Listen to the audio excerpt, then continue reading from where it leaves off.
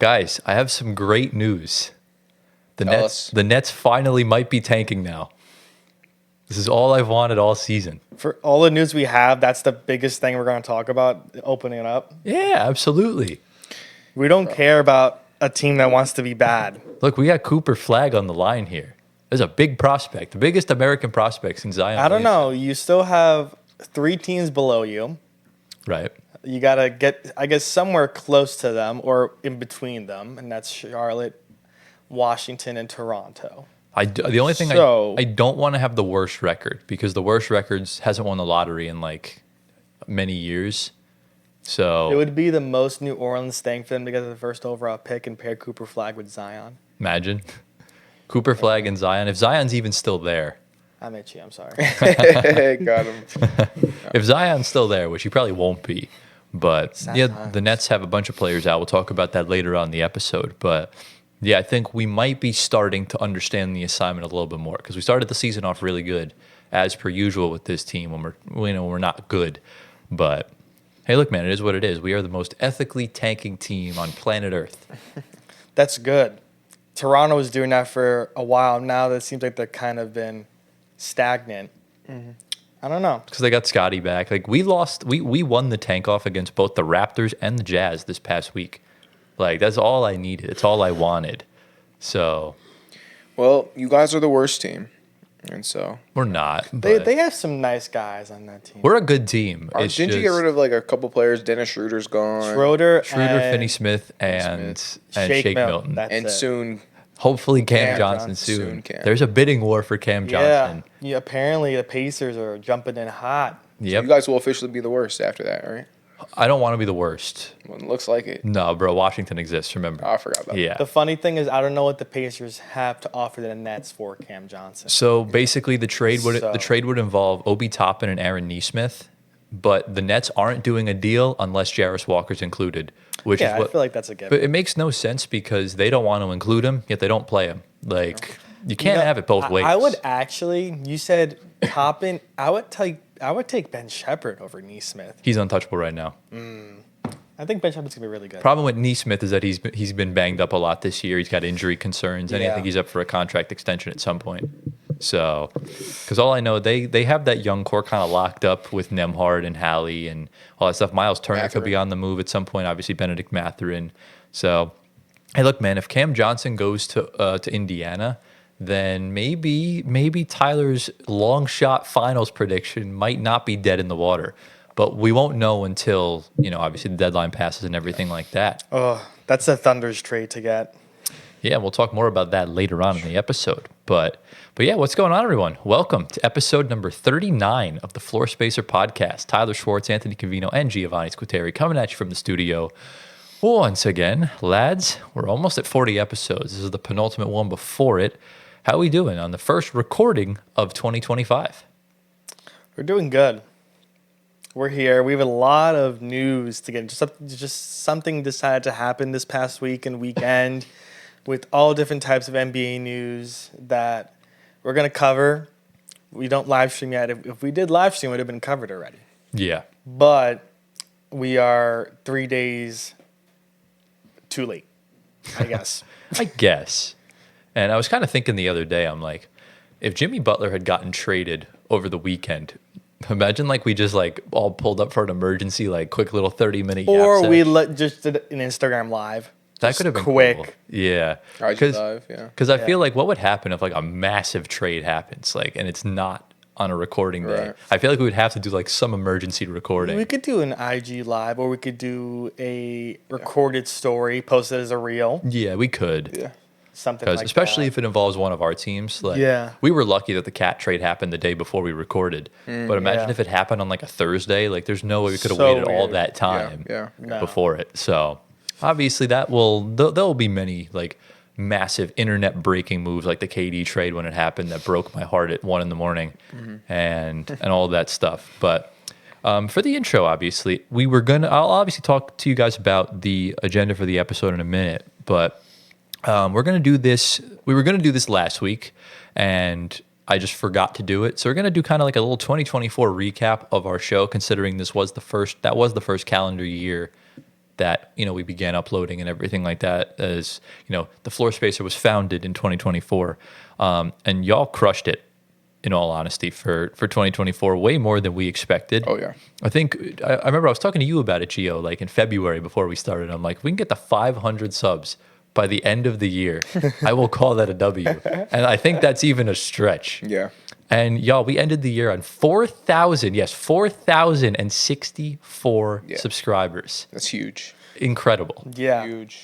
We didn't have high expectations for subs just because we kind of knew how like subs worked, but I guess since shorts became a thing, YouTube channels have grown immensely. Yeah, absolutely. So thank you to that feature. Yeah.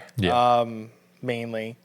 Also our pods, but that's a different story. The pods will come. The pods will come. A shorts dominated channel will not get the same traction on long form, which is normal. But we've had some episodes blow up. We've had some videos get like And multiple thousand views. Yeah. Gotta shout out our guy James, because he was just uploading random different YouTube clips from like Fortnite and Rocket League and stuff like that. I'll put a link to James' channel in the description for you guys to go check it out. Yeah. And his shorts were getting like a lot of views. He gained a lot of subs. I'm like, we should do that instead of jumping right in with a podcast. We do like a month or two of shorts, and that kind of kickstarted it. And we had we didn't get many views the first 2 days when we uploaded our shorts. Yeah. And then I looked back the next day and we had like 60 subs, and like both shorts had like 10K views. Yeah. I'm like, damn, like crazy. Yeah. So that's on one end.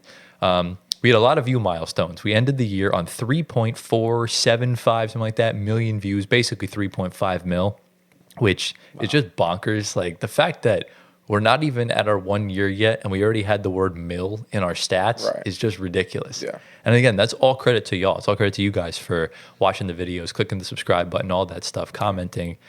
Speaking of commenting, 2,500 comments.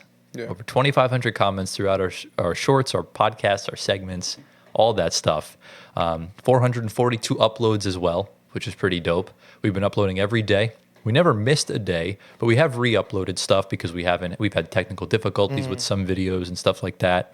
The stat that gave me the most the most breathtaking stat that I didn't even expect, 167,000 likes on our videos. And I tried to do the math in my head when I saw that, because our most popular videos have like 9K, 11K, we have like a 3K, a couple have like 1K, and then our shorts, our typical range is anywhere from like 200 to 800. It's somewhere in the middle. And it's crazy how that just, all that adds up over time, and it's just nuts. That's what happens when you're consistent. Exactly, and that's what Good things happen. That's what we've aimed to do, and that's, I guess we can give ourselves a pat on the back for that, because we've been able to, come here twice a week, record pods, record shorts, and everything of that nature. So before we get into the episode details, I have 2 trivia questions for y'all. Awesome. And I'm curious to see if you guys know this. Who was the first player drafted on our channel, and what draft was it? Michael Jordan, ball draft. That is correct. Insane. Wait, what was it?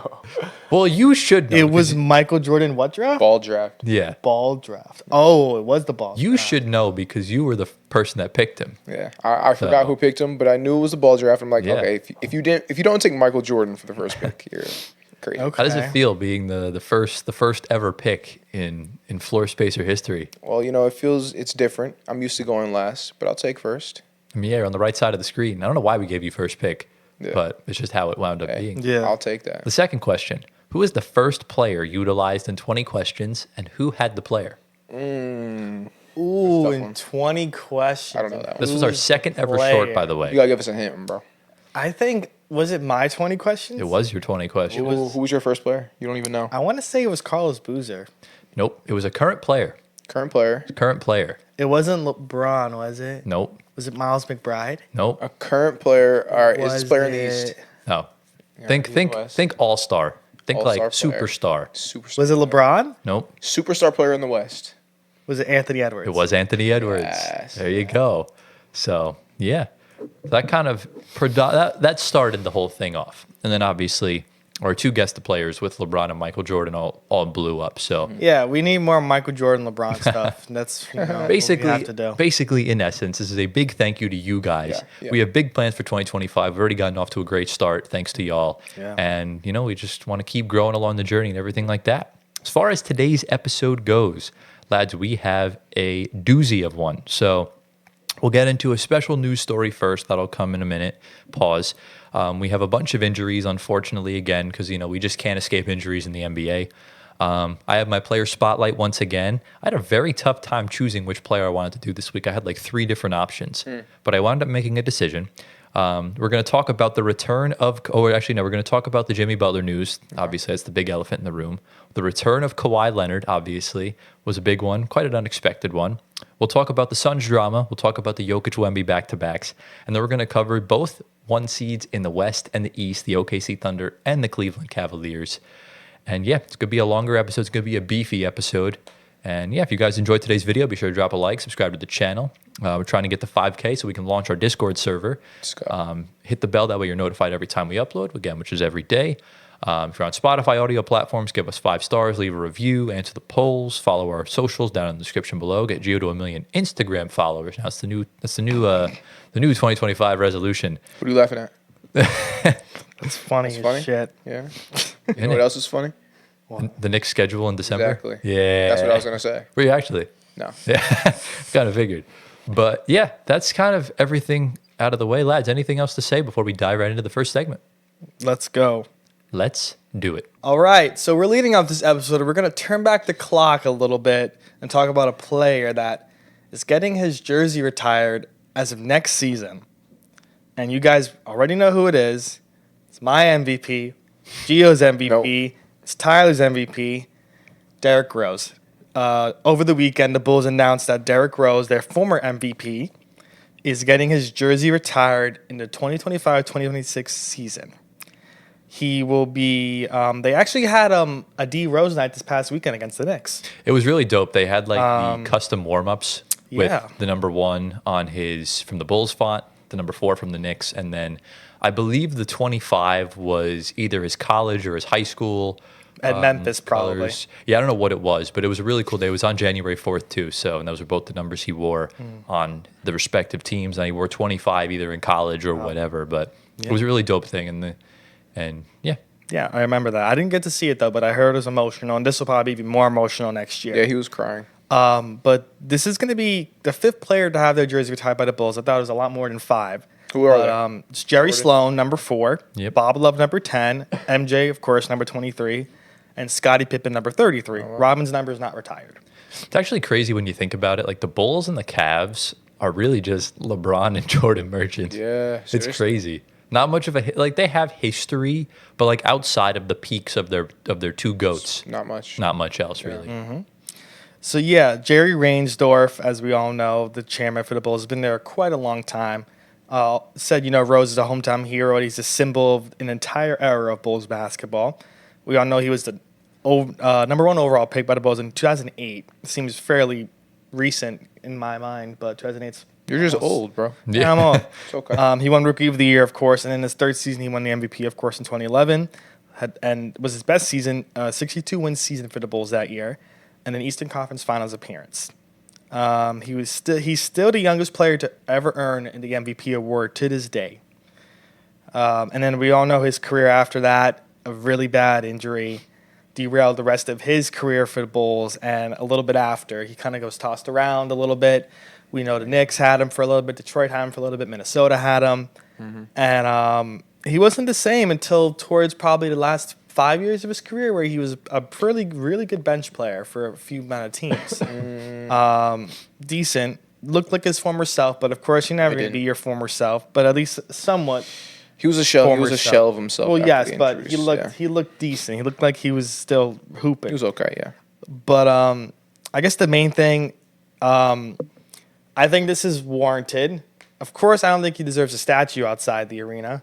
But the best thing they could do is retire his jersey, and that's what they're doing. Wait, so you said he doesn't deserve a statue? He doesn't deserve a statue. I would I think the jersey. Really? I think you of all people. No, me of all crazy. people. For those that don't, for those that are new, Gio is I would say unhealthy at this point, an unhealthy Russell Westbrook stan. No, that's his ride or die. That is his boy. So he does not typically feel too positive about Derrick Rose. It's not even what it is, bro. Here's the thing. Derrick Rose is a great player. but he's just not Russell Westbrook. Okay, That's but- what I'm saying. And who's I comparing? love Derrick Rose. I just don't like D Rose fans. There's a difference. Just like okay. What about Curry? Is it the same thing, or is it just you don't like Curry? So okay. I just don't like Curry. Okay, so when Russ retires, OKC should retire his jersey. Absolutely. So the same thing is like this. Well, But he's not getting a statue. No, here's why it's different. Is because the culture has made Derrick Rose into such an icon.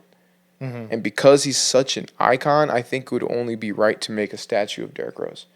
I think so many people know about Derrick Rose because, I mean, like the media blew it up to proportions of like, even if he let's say he never got retired. I mean, let's say he never got injured. retired, Never got Let's say he injured. never got injured. Yeah. Yes. That is a He would have been a great player, maybe a Hall of Famer, right? Oh, definitely. I would say maybe. No, if he didn't get injured, If he he would didn't get definitely injured, he'd get be a injured. Hall. Okay, he definitely are. He would be a definite Hall of Famer. He would be at least a top 30 player. But I still think that not as many people would know about Derrick Rose, Right. compared to now because of how they blew it up. Like the what if. Well, here's the what if idea is like it's pretty fun to think about. Like what if, you right, know? because here's my perspective of it, and especially comparing it to Russell Westbrook, where both of them were the best player on, or one of the best players on their team in their peaks. Obviously, Russ had that peak when Kevin Durant left, and obviously Derrick Rose won the MVP in the early 2011. Yeah. So they both went to the biggest markets possible. Derrick Rose played in New York. Russ played in LA. Russ did not have a good experience in LA, while Derrick Rose was just well respected and well loved by New York and by Knicks fans. And that's why Derrick Rose has such a higher reputation regarding that, I think. What do you And, mean higher reputation? Like he didn't do anything to piss off the New York fans. Like Laker fans hated Russell Westbrook. Nothing Why? Russ did, because it just didn't work out. Derrick Rose also has a very notable signature shoe and has multiple of them. And Not if gonna lie, you- his shoes are kind of ugly. No hate though. yeah, No. but if you also think about it too, Derrick Rose is kind of after Michael Jordan, the Bulls had nothing. Yeah. Even now, like Zach LaVine, no. Like There's no player that's That's their baby. the Thunder have SGA now, and SGA's ceiling is stupidly high. Right. And the Thunder fans have long forgotten about Russell Westbrook now. So I think there's more substance to give Derrick Rose a statue than Russell Westbrook. Both jerseys will go up in the rafters regardless.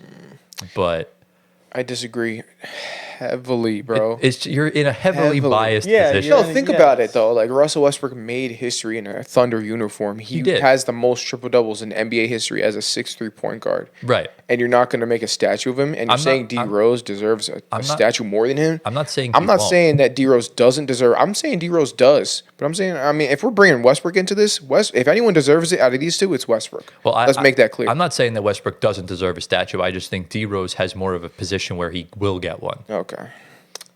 Because I kind of agree with that. Derrick Rose, what? Tell me a star player MVP candidate that came after Derrick Rose in Chicago. There's none. The Thunder have one right Zach now. in LaVine. flesh. The thing is, if Russ gets a statue, then KD gets a statue too. Well, yeah, they're both going to They're get both going to statues. get a statue, absolutely. That's No- pretty much guaranteed. Yeah, no one will ever wear 35 or 0 ever Yeah, again. I think to have your statue retired, you have to be a what's the word? Like a superstar. You need to on be a an team. all-time- you need to be an all-time great. Rose, Russ, and KD. Well, KD fits in that, but he didn't play for one team solely. Russ, same thing. Rose, he's probably borderline, but I don't think Russ, Rose, and KD deserve a statue for any of their teams. Yeah, all So three. Rose is going to get it out of pity. Russ is going to get it out of success. Rose is not getting a No. statue as of now. He's just getting his jersey retired. I'm just still saying, play. if Like- that's going to happen, it's going to be out of pity. Let's just. I be don't honest. think Rose gets a statue. I don't think it's out of pity. He doesn't get a Bro, it's gonna be like, oh, we're sorry you didn't have a longer career because your injuries. We're sorry. What if you were great? What if you were the best? The It's out of pity, bro. The Bulls No. don't feel that way. To They fan, don't. to fan, He people like you, it definitely He had feels that 3 way. good years, bro. He's gonna get it though. Yeah, remember the Bulls have been a poverty franchise since the '90s. Yeah. So they need something to kind of celebrate about. Yeah. So, and I loved the way they revealed that he was getting his jersey retired. They got they went to his house and they told him the Yeah, that's news. nice. And they also did say no one will ever wear #1 again unless his son's on the Bulls, That's fire. which I think is dope. That's pretty cool. Yeah. So obviously we congratulate D Rose. Even Gio congratulates bro. Absolutely. Gotta clap it up for the brother. Clap it up. So sometime next year we'll see whenever they do decide to do that. Yeah. And yeah, any sort of final thoughts regarding Derrick Rose before we get into the long list of injuries? Let's get into the injuries. It's not that long. I mean, we have like 7 players. 1, 2, 3, 4, 5. This is much longer than last week. We had like 2 Well, the players. Nets have 4 injuries. If you want to get into Nets injuries, Yeah. We'll do that one last. Yeah, Save the we're gonna do bulk that for one the last. end. Okay. All right, so get into it. We'll kind of run through some of these. Yeah. yeah, we're gonna. The first 2 are kind of important. Yeah. So the resurgent Detroit Pistons this year lost a really big piece to their team. They of course have Cade, but without Cade, where am I going at here? Yeah, I don't know what you're trying to get at. No. Anyway, but their backcourt, you can't have Ivy without Cade, and you can't have Cade without Ivy, if that makes sense. They're like a package deal. So now Ivy is out for the year, a really brutal leg injury. He broke his fibula in his left leg. I don't know if you guys saw the video on the court. They did had to cover his leg. They stretched him off. As of now, he'll be reevaluated in 4 weeks, opening a window for him to return before the end of the season, potentially, if they do make the playoffs. Bro, they give him a bionic leg or something? Like it's like a 6-month recovery time. But the culprit in this was Cole Anthony, unfortunately. He dove for a loose ball and ran right into Jaden Ivey's leg, and he kind of hyperextended a little bit onto the floor. I thought it was an ankle injury. That's what it looked like, but It turns out it was fibula. yeah, because the ankle the ankle just kind of tweaked. Yeah. But the leg is what buckled, and the fibula is like that whole lower bone, right? The fibula, yeah, it's like this. You know your forearm, how you have two bones there. Yeah. The fibula is like the second, right next to the tibia. Yeah. Tibia is the main one. Right. The fibula is the smaller one, just to strengthen, support. The reason why they're reevaluating him in 4 weeks actually is because his tibia is fully intact. Okay, good. His ligaments and tendons are not damaged at all either. Okay, I think he's gonna be. Fine. It quickens the recovery, but there's no guarantee he'll be back this season. With his being, the Pistons will be careful with his long-term health as well. Yeah. There's no need to rush him back. No need. Right. You don't have really high expectations this year. You've already surpassed them. Yeah. Yeah, and then of course Ivy, he was having his best year by far, almost 18 points a game, Awesome. 4 rebounds, 4 assists, and shooting just above 40% from 3 as well.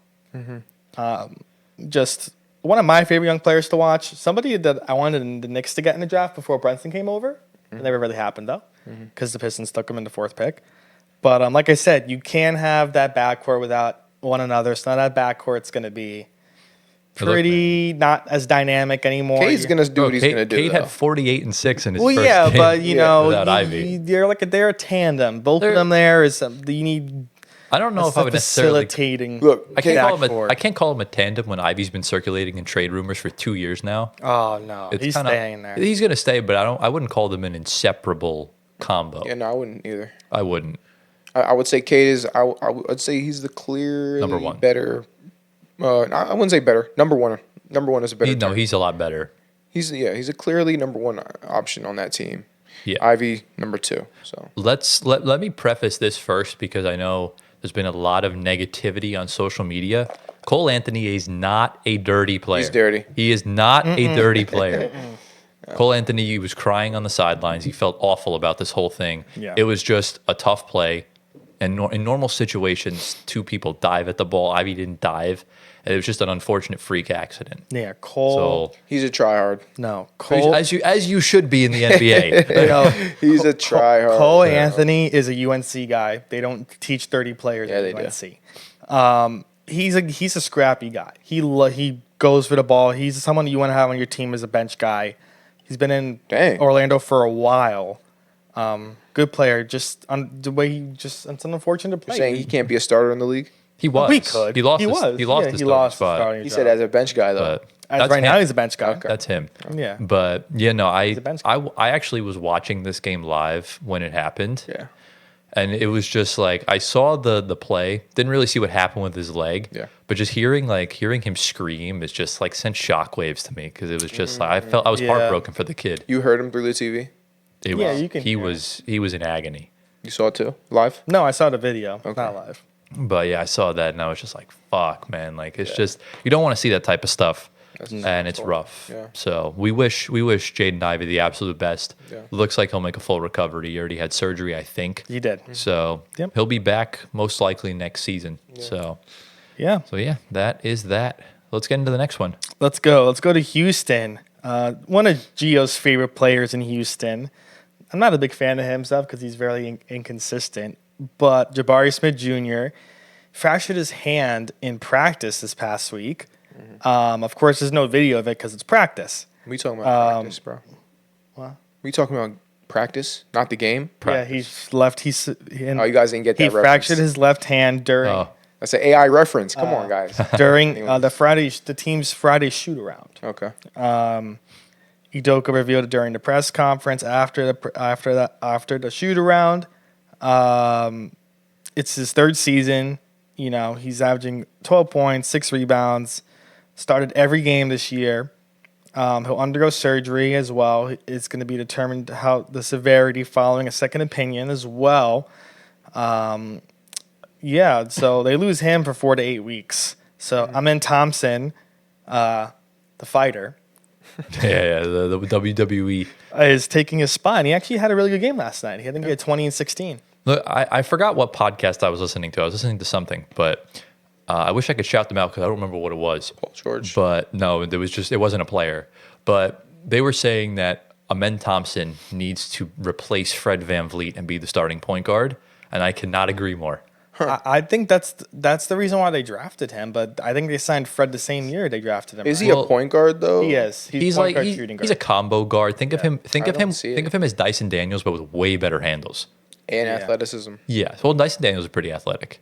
He's just lanky, tall. Dyson Daniels is he's built pretty much the same. He's a little bit stronger, but Amen can jump probably a little bit higher. Yeah. But look, for when the Rockets needed to bring in guys like Fred VanVleet and Jeff Green that year, because I don't know if you guys watched any Rockets games when they traded Harden and the year afterwards, they had no vets. They were very undisciplined. There was a lot of drama on and off the court. That's why they brought in these guys, and credit the Rockets for doing so.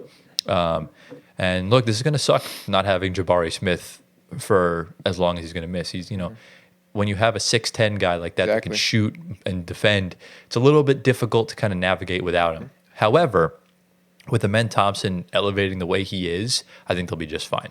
Yeah, and I think Tari Eason's coming back pretty soon as well, He'll be back in a week or two. which is good. He's a big guy for them. They could start. Yep. So it doesn't seem like they're losing too much out of Jabari. But nonetheless, that's someone you want on the court to help relieve Şengün a little bit. Yeah. So, he'll be back. We'll see what happens Yeah. post All-Star break. Yeah, the guys will step up. Yeah. Guys will step Yeah, they're a good team. They have depth. That's depth. Depth is the Depth is word key, of man. the season. And that Udoka, coach of the year. Relax. Right now he's not, but Come on, bro. so the Cavs are 31 and I 4. don't care about the Cavs. Bro, you are wild. They're going to lose the next 40 games. Yeah. You were close, Gio, when you predicted the Cavs would be 500 in their next 8 games after they lost their game. They lost one, and they lost another, and then they won the next 6. Okay. So, good try. Don't worry. They'll lose a But- couple games here this week. Okay, well, we'll see. But, yeah, obviously, we wish Jabari Smith the best, speedy recovery. He'll be fine. He'll be back in February, March, something like that. Yeah. So, they'll be good. What's next? We're going back to Orlando for another injury to a star player. Jalen Suggs, he left Friday's game in a wheelchair, which is something we don't see a whole lot in the NBA unless it's something with your back. And it's exactly what it is. He had back spasms, as what Jamal Mosley said. And they're going to get a better look at him the day after. He tweaked his back on the offensive end of a play.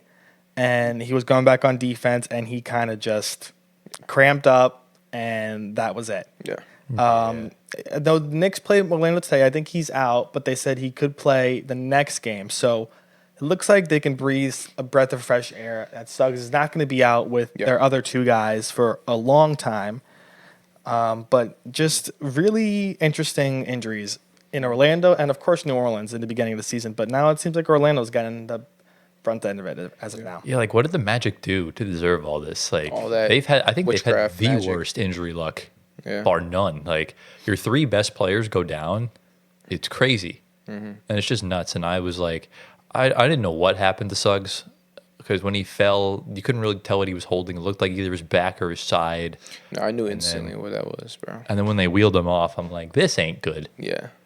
I knew instantly, bro. The moment I saw it, I'm like, yeah, that's definitely like a lower back, like, strain. Yeah. I know exactly how that feels, too. I used to play in a men's league, and I had that exact same injury. But, I toughed it out. I got back on the court. I finished the game. Yeah. It was ineffective completely, but I toughed it out, though. Liability head ass. Yeah. But, yeah, no, it's unfortunate because, like, Suggs was starting to hoop, bro. I mean, he almost won them that playing and that in-season tournament game, NBA Cup game, whatever the fuck you want to call it. Yeah. But thankfully, the injury does not look nearly as bad as it looked. You know what tends to happen? When you become the number one option and you're not really used to it, A lot of strain on the a body. lot of strain on the back. Exactly. Yep. Okay. Pause. All right, bro. Yeah. That was uncalled for. Hey, listen, it is what it is. But look, this Magic team now, they've lost Paolo for however long. He's going to come back soon. I think he's in return to competition conditioning, whatever they describe it as. Franz will be back in like a couple weeks. Mo Wagner's done for the season, so we'll see what the Magic kind of do from here. But look, it wouldn't surprise me now if KCP just starts averaging like 25 points for whatever reason. But yeah, obviously that's a bit of a quicker one because there's no like length to the injury, like recovery time. So let's get to the next one. I believe this is a back injury, but a little bit worse. So Yeah, we're staying with the theme of back injuries. As today we got the news. So Kyrie Irving is joining Luka on the sideline for a little bit. He's going to miss a week or two with the bulging disc in his back. And as like I said, Luka is out already with the strain in his left calf on Christmas Day and was ruled out for a month. So Irving was also listed out on this past Monday with a lumbar sprain. Bad news. And then he also missed the game before with an illness. So now it's kind of all led to a bulging disc in his back, and it's sidelining him for the next 7 to 14 days approximately, barring if that bulging disc does heal fairly quickly or longer than that. So we're looking at a empty backcourt for the Mavs for a little bit. Bench guys. I have one thing to say regarding this. Tell us. Najee Marshall, get ready to learn All-Star, buddy. Yeah. He's gonna pop off, bro. He's gonna drop like 20 plus points in like every game. Yeah. Yeah. He's going to take more shots. good. And he's More been playing shots. great, so he's going to get the points, yeah. More Exactly. shots for Clay. This is a bad sign though if you're Dallas. Do you need to make a trade now? Because No. think about it this way. I mean, like Luka will not be 100% for the entire season. Like I don't care when he comes back, he's not going to be feeling 100% in that calf. Yeah. And any back injury, you're usually kind of fucked, just kind of for the rest of the season too. So with a non 100% Luka and Kyrie for the full season, it's going to put a lot of pressure on guys like Klay Thompson and PJ Washington and Derrick Lively and all those guys. It's going to be tough. And is this potentially a question mark for Dallas? Because I don't think it's as surefire now they can get back to the finals as long as they can somehow stay healthy for a playoff run. Well, my question is, where do they sit right now in the Western Conference? I believe they're top 4. The Mavs are I top think they're 4. 4, right? Yeah. 4 or 5. Okay. And it's a pretty close race. Pretty close, yeah. So This is a Western Conference, though, be- where you don't want to get a low seed. yeah, Mavs are 6. Mavs are 6. Yeah, but Denver, LA, and Dallas all have the same record. Okay, so it's Yeah. very close. Yeah. But it's all about strategy on where you wind up because, look, you could get the 4 seed great, but that just sets you up with a date in OKC in the second round. And the way they're playing, I would not want to face them right now. Nope. So that's kind of the dilemma the Mavs are in. And look, I think the West this year it's in a weird spot where there's going to be some favorable playoff matchups. There's going to be some cakewalk, some tougher ones where they're going to walk all over you. You don't want to play OKC. I still really would not want to play Denver just because Jokic is Jokic. Exactly. And I don't really want to play Houston right now either. So it's really just a matter of that. And if Dallas could if they can just get everyone back, I think they'll be fine. But this is not a good sign. The fact that 2 of them are out with 2 very risky injuries. Yeah. I'm gonna go ahead and write these Mavericks off right now. All right, congratulations, Mavericks, on winning the 2025 NBA Finals. Let's go. Geo's the reverse You got jinx. jokes. Let's You got go. jokes. Listen, Yeah. these Mavericks, they'll get the playoffs, but they're not doing it. I'm writing them off completely right now. They're done. Their season's over. Back injury, bulging disc. That's rough. Okay. And then Luka, I mean, like you said before, calf injuries, there's nothing to mess around with. He's going to come back. It's going to be lingering. So even if he's back, he's not 100%. I'm writing him off this year. Next year, they're still a good team. So I think next year's their year. All right, well, we got to give this guy like a forfeit or something. If the Mavs win the finals, or at least make the finals, you got to do something. All right, tell me. You got to dye your hair blue. Not blue. That's I'll great. dye it any other color, bro. All right, hot pink. All right, bro, not that. You said any Gray. other color. No. So you look like a grandma. I'll dye my hair red and gold. For the 49ers. Yes. Oh, why would you want that? Okay, buddy. No, Next year, okay. you Oh got my it. God, they're But- awful. They are kind of ass, not going to lie. Yeah, But then again, I'm a Jets fan. I shouldn't be talking. Yeah, I'm a Giants. Jets won, though, so. Yeah, we Oh, didn't need to wow. win They that game. kicked the Dolphins out the playoffs. We actually kicked Tyreek Hill out of Miami. Miami. So, That's hey, look, good. we take it. Tyreek's going to the Ravens, mark my words. Okay. Oh we'll see. no! All right. Hopefully he changes- This is a football He podcast. changed his profile picture to the AB. Yeah, and he put his face on it. Bro, it was the most like Timu ass edit. It was just like it was ass. Well, it's funny because him and Avy both have CTE immensely. I mean, most NFL players do, and Draymond. Yeah, But sure. yeah, that's essentially the Mavs. We'll see what happens with them. Let's get into the big boy ones because there's just a lot of these. There's a serious injury, and then there's more implicating injuries regarding trades and contracts and stuff like that. You see, this would matter if the team we're talking about is actually good. Right. Yeah, like, leagues are better than the blue and orange. So like you know, Tell us Last what the time I injuries checked, are. we're the third seed, almost second seed. listen, after all the talk in the offseason, you guys should be first by like 10 games. Whoa! Relax. Toning it down. You guys should have the Cavs record right now. We're not the Cavs. Anyway, we're going to move to New York, to the other side of the borough. We're getting to the more serious injury. Newly acquired Maxwell Lewis from the Lakers, unfortunately, fractured his left tibia in his second or first game, Tibia? Tyler. Tibia. Tibia. Ooh, that's nice. He comes in the game, takes a three. It was a beautiful shot, makes it, and Jakob Poeltl stepped on his foot. Oh, my gosh. Yeah, Yeah. he literally was. That's how he fractures his tibia? He literally it wasn't even in shot because he was already running back on defense. But Poeltl accidentally stepped on his foot. His leg way. buckled, and he fell to the ground. Yeah. I didn't see the injury. Was it nasty looking or You couldn't really see. you couldn't tell? So it was probably like a hairline fracture then. It was a clean break, I think. A clean break. I'm pretty sure it was a clean break. Okay. All you saw was just him shoot the ball.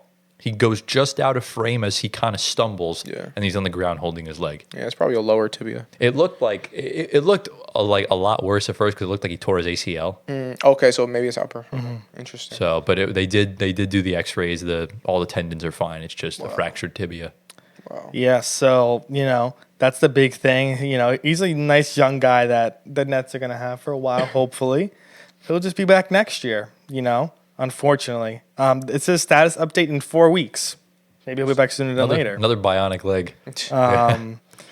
Let's get into the other ones for the Nets. So we have D'Angelo Russell, Cam Thomas, Cam Johnson, and am I forgetting somebody? Just That's those it. four. Those are really the only. Okay, so for D'Lo,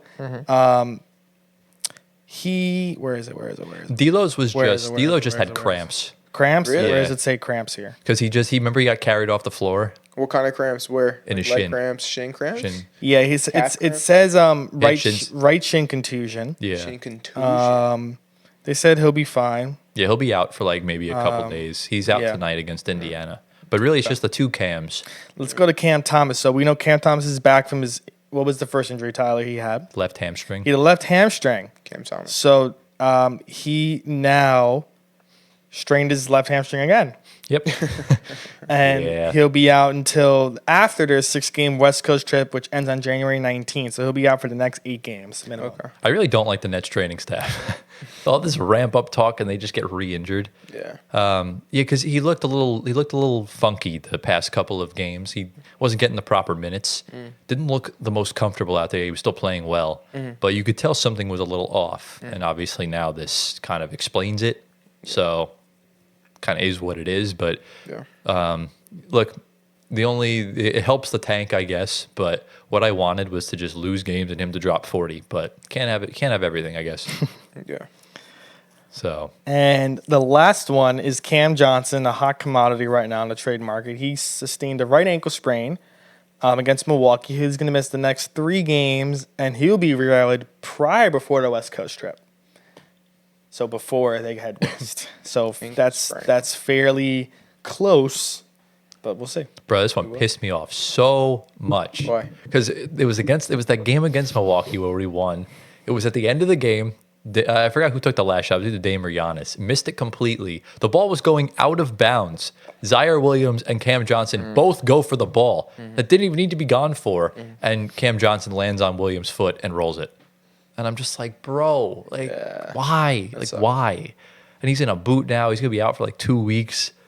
It's not good. Well, it helps the tank, like you said. He's probably not going to play another game for us, to be honest with you. That's it. Yeah, I mean, it really doesn't help the trade and want him to play. Unless... He'll still get... well, it depends on when he gets He's moved. still high value. Oh, absolutely. Yeah. He's right now, I would say, top 3 as far as free agent, as far as trade targets. Yeah. I would say Jimmy's probably number 1 because he's Jimmy. Yeah. But Yeah. Cam Johnson is right up there with him For sure. because he's an easier contract to trade. So, yeah, it just sucks the way our guys got hurt. Just very unfortunate, heartbreaking is what it is. Yeah. So I think we have like 7 guys out tonight in total. We still haven't got Wow. Boyan back. I think Trendon Watford's still out. So Yeah, It's all part of the plan, you know? Sometimes I wonder if players fake injuries or if, like, the coaches or training staff forces them to fake injuries so that they can tank and then this and that. I mean, it What do you could. think? I'd say, in the Sam Hinkie days in Philly, definitely I could see that happening. But the Sixers were chucking out like ass lineups. But with us, I saw all these players get hurt on the floor, so it definitely isn't that. Okay. So we're an ethical team. We don't do things sketchy.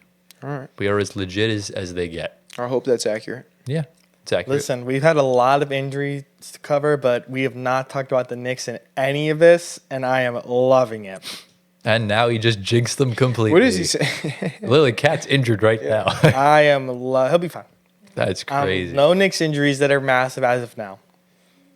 Except for Cat. Except No, for he'll be Cat. back. He'll be back next game. Yeah, but he's hurt though. He's overused. Yeah. Yeah, he is over. Bro, did you see? I saw a stat. 4 out of the top 5 leaders in minutes are all Knicks players. Yes, they are. It's Knicks players and De'Aaron Fox. Yes. Whoa. So, look, when you guys played the Hornets like 2 weeks ago, you won by 34. Mikal Bridges played 46 minutes. Yeah, I don't know. Like why? Like it makes no sense. Tibbs hates the bench. Like I remember Ant's rookie year. They were up 30 against us, and Anthony Edwards was in the game in garbage time and he got hurt. I'm just like, bro, so unnecessary. That was what happened with R.J. Barrett when we had him. He was playing in garbage time and he got injured for the whole year. And Because Tibbs took him out. Tibbs the donut, bro. It's just like it looks like he's been eating a lot of donuts. But yeah, that's sort of the injury stuff. We wish all these guys the absolute best. Any final thoughts before we get into the next segment? Let's roll. Let's do it. All right, into the next segment. Guys, it's back. It's time for my player spotlight. Tyler's player spotlight. A guy that's been quietly cooking or burning the kitchen down. It's basically the slogan for this segment now. At least we got that on lock. So as per usual, I give these guys 3 questions each to figure out who I'm going to be talking about. And let's see if these guys can get it. So, lads, take it away. What do you got? I think this player's burning it down. Okay, can we ask that? Feel free to ask it. Does that not count as a question? It will count as a question. Oh, yeah. You did that last week. You asked if he was playing good or not. So is this player burning it down? He's not. Oh my god. man is cooking. He's cooking. He's cooking. All right. Tyler likes to say positive. We should have known. No, I picked a bad player, remember? You want to do an East team? Yeah, let's go. Is he in the East? He's not. All right. One more question. You go for it, Anthony. One question, then you guys each get a guess. Let's try and wrap this up fairly quickly. Is this player's team in the top 3 in the West right now? Oh, now you got to maybe look at the standings. That's a good question. Top 3 is OKC, Houston, and Memphis. No, Ooh. he's not. So who's 4, That was a bad who's 5, question. who's 6? That was a So good we question. have Denver, Lakers, It's not the Mavs. Clippers, Spurs. It could be Wemby. Wemby's been cooking. Wemby has been cooking. It could be Jokic as well. I think it's going to be Wemby. It could be Jokic. I think it's Wemby. It could be Wemby. Who's your guess? You want to do Wemby out of Jokic? Yeah. Go. Wemby. It's not. Is it Jokic? It's not. Yeah, I don't know. Yeah. Whoa. It would definitely not be Jokic. Because Wait, give Jokic us the is- last try. Nope. Yeah, you already used up your guesses. Jokic cooks every week. It's Kawhi Leonard. No. No, So we're going to be talking about a guy that's in a new role and is thriving in a new role, resides in Los Angeles. Let's talk about Austin Reaves. We talked about this last week. Now, just a really quick, just big shout out to CJ McCollum because I was so close to choosing him. He dropped 50. He dropped 50 and he's been averaging like 28 in like the past week. But Austin Reaves has been just a lot more impactful, a lot on a much better team. Yeah. So we decided to go with Austin Reaves. So for those that don't know, obviously, the Lakers traded D'Angelo Russell to the Nets for Dorian Finney-Smith, which left the point guard hole wide open, pause. Austin Reaves has kind of taken up that point guard role, and he's been on fire. Since the triple-double on Christmas, he's averaging 24 points, 8 rebounds, and 10.6 assists. Wow. And a steal. Triple-double. Almost. Yeah, Russ. he's damn near averaging a triple-double in the last few games. See what Russ taught him? Come on, Yeah. man. Russ taught him that. Okay, yeah, definitely. Austin Reaves with 16 assists is insane. No, 10.6. No, but he had 16 he had against 16. the Kings. Yeah, no, averaging 24 is pretty 16 impressive. assists. In 5 of his last 6 games, he's recorded 10-plus assists. Whoa. So, Yeah, he insane. And even his on-off numbers, which I love looking at the advanced Yeah. analytics and stuff like that. Love it. If you look at last season, or actually, no, I'll tell you this season. This season, Austin Reaves is plus 22 in expected wins, Wow. which ranks up in the 88th percentile, which is kind of along the same lines as like guys just outside the MVP race.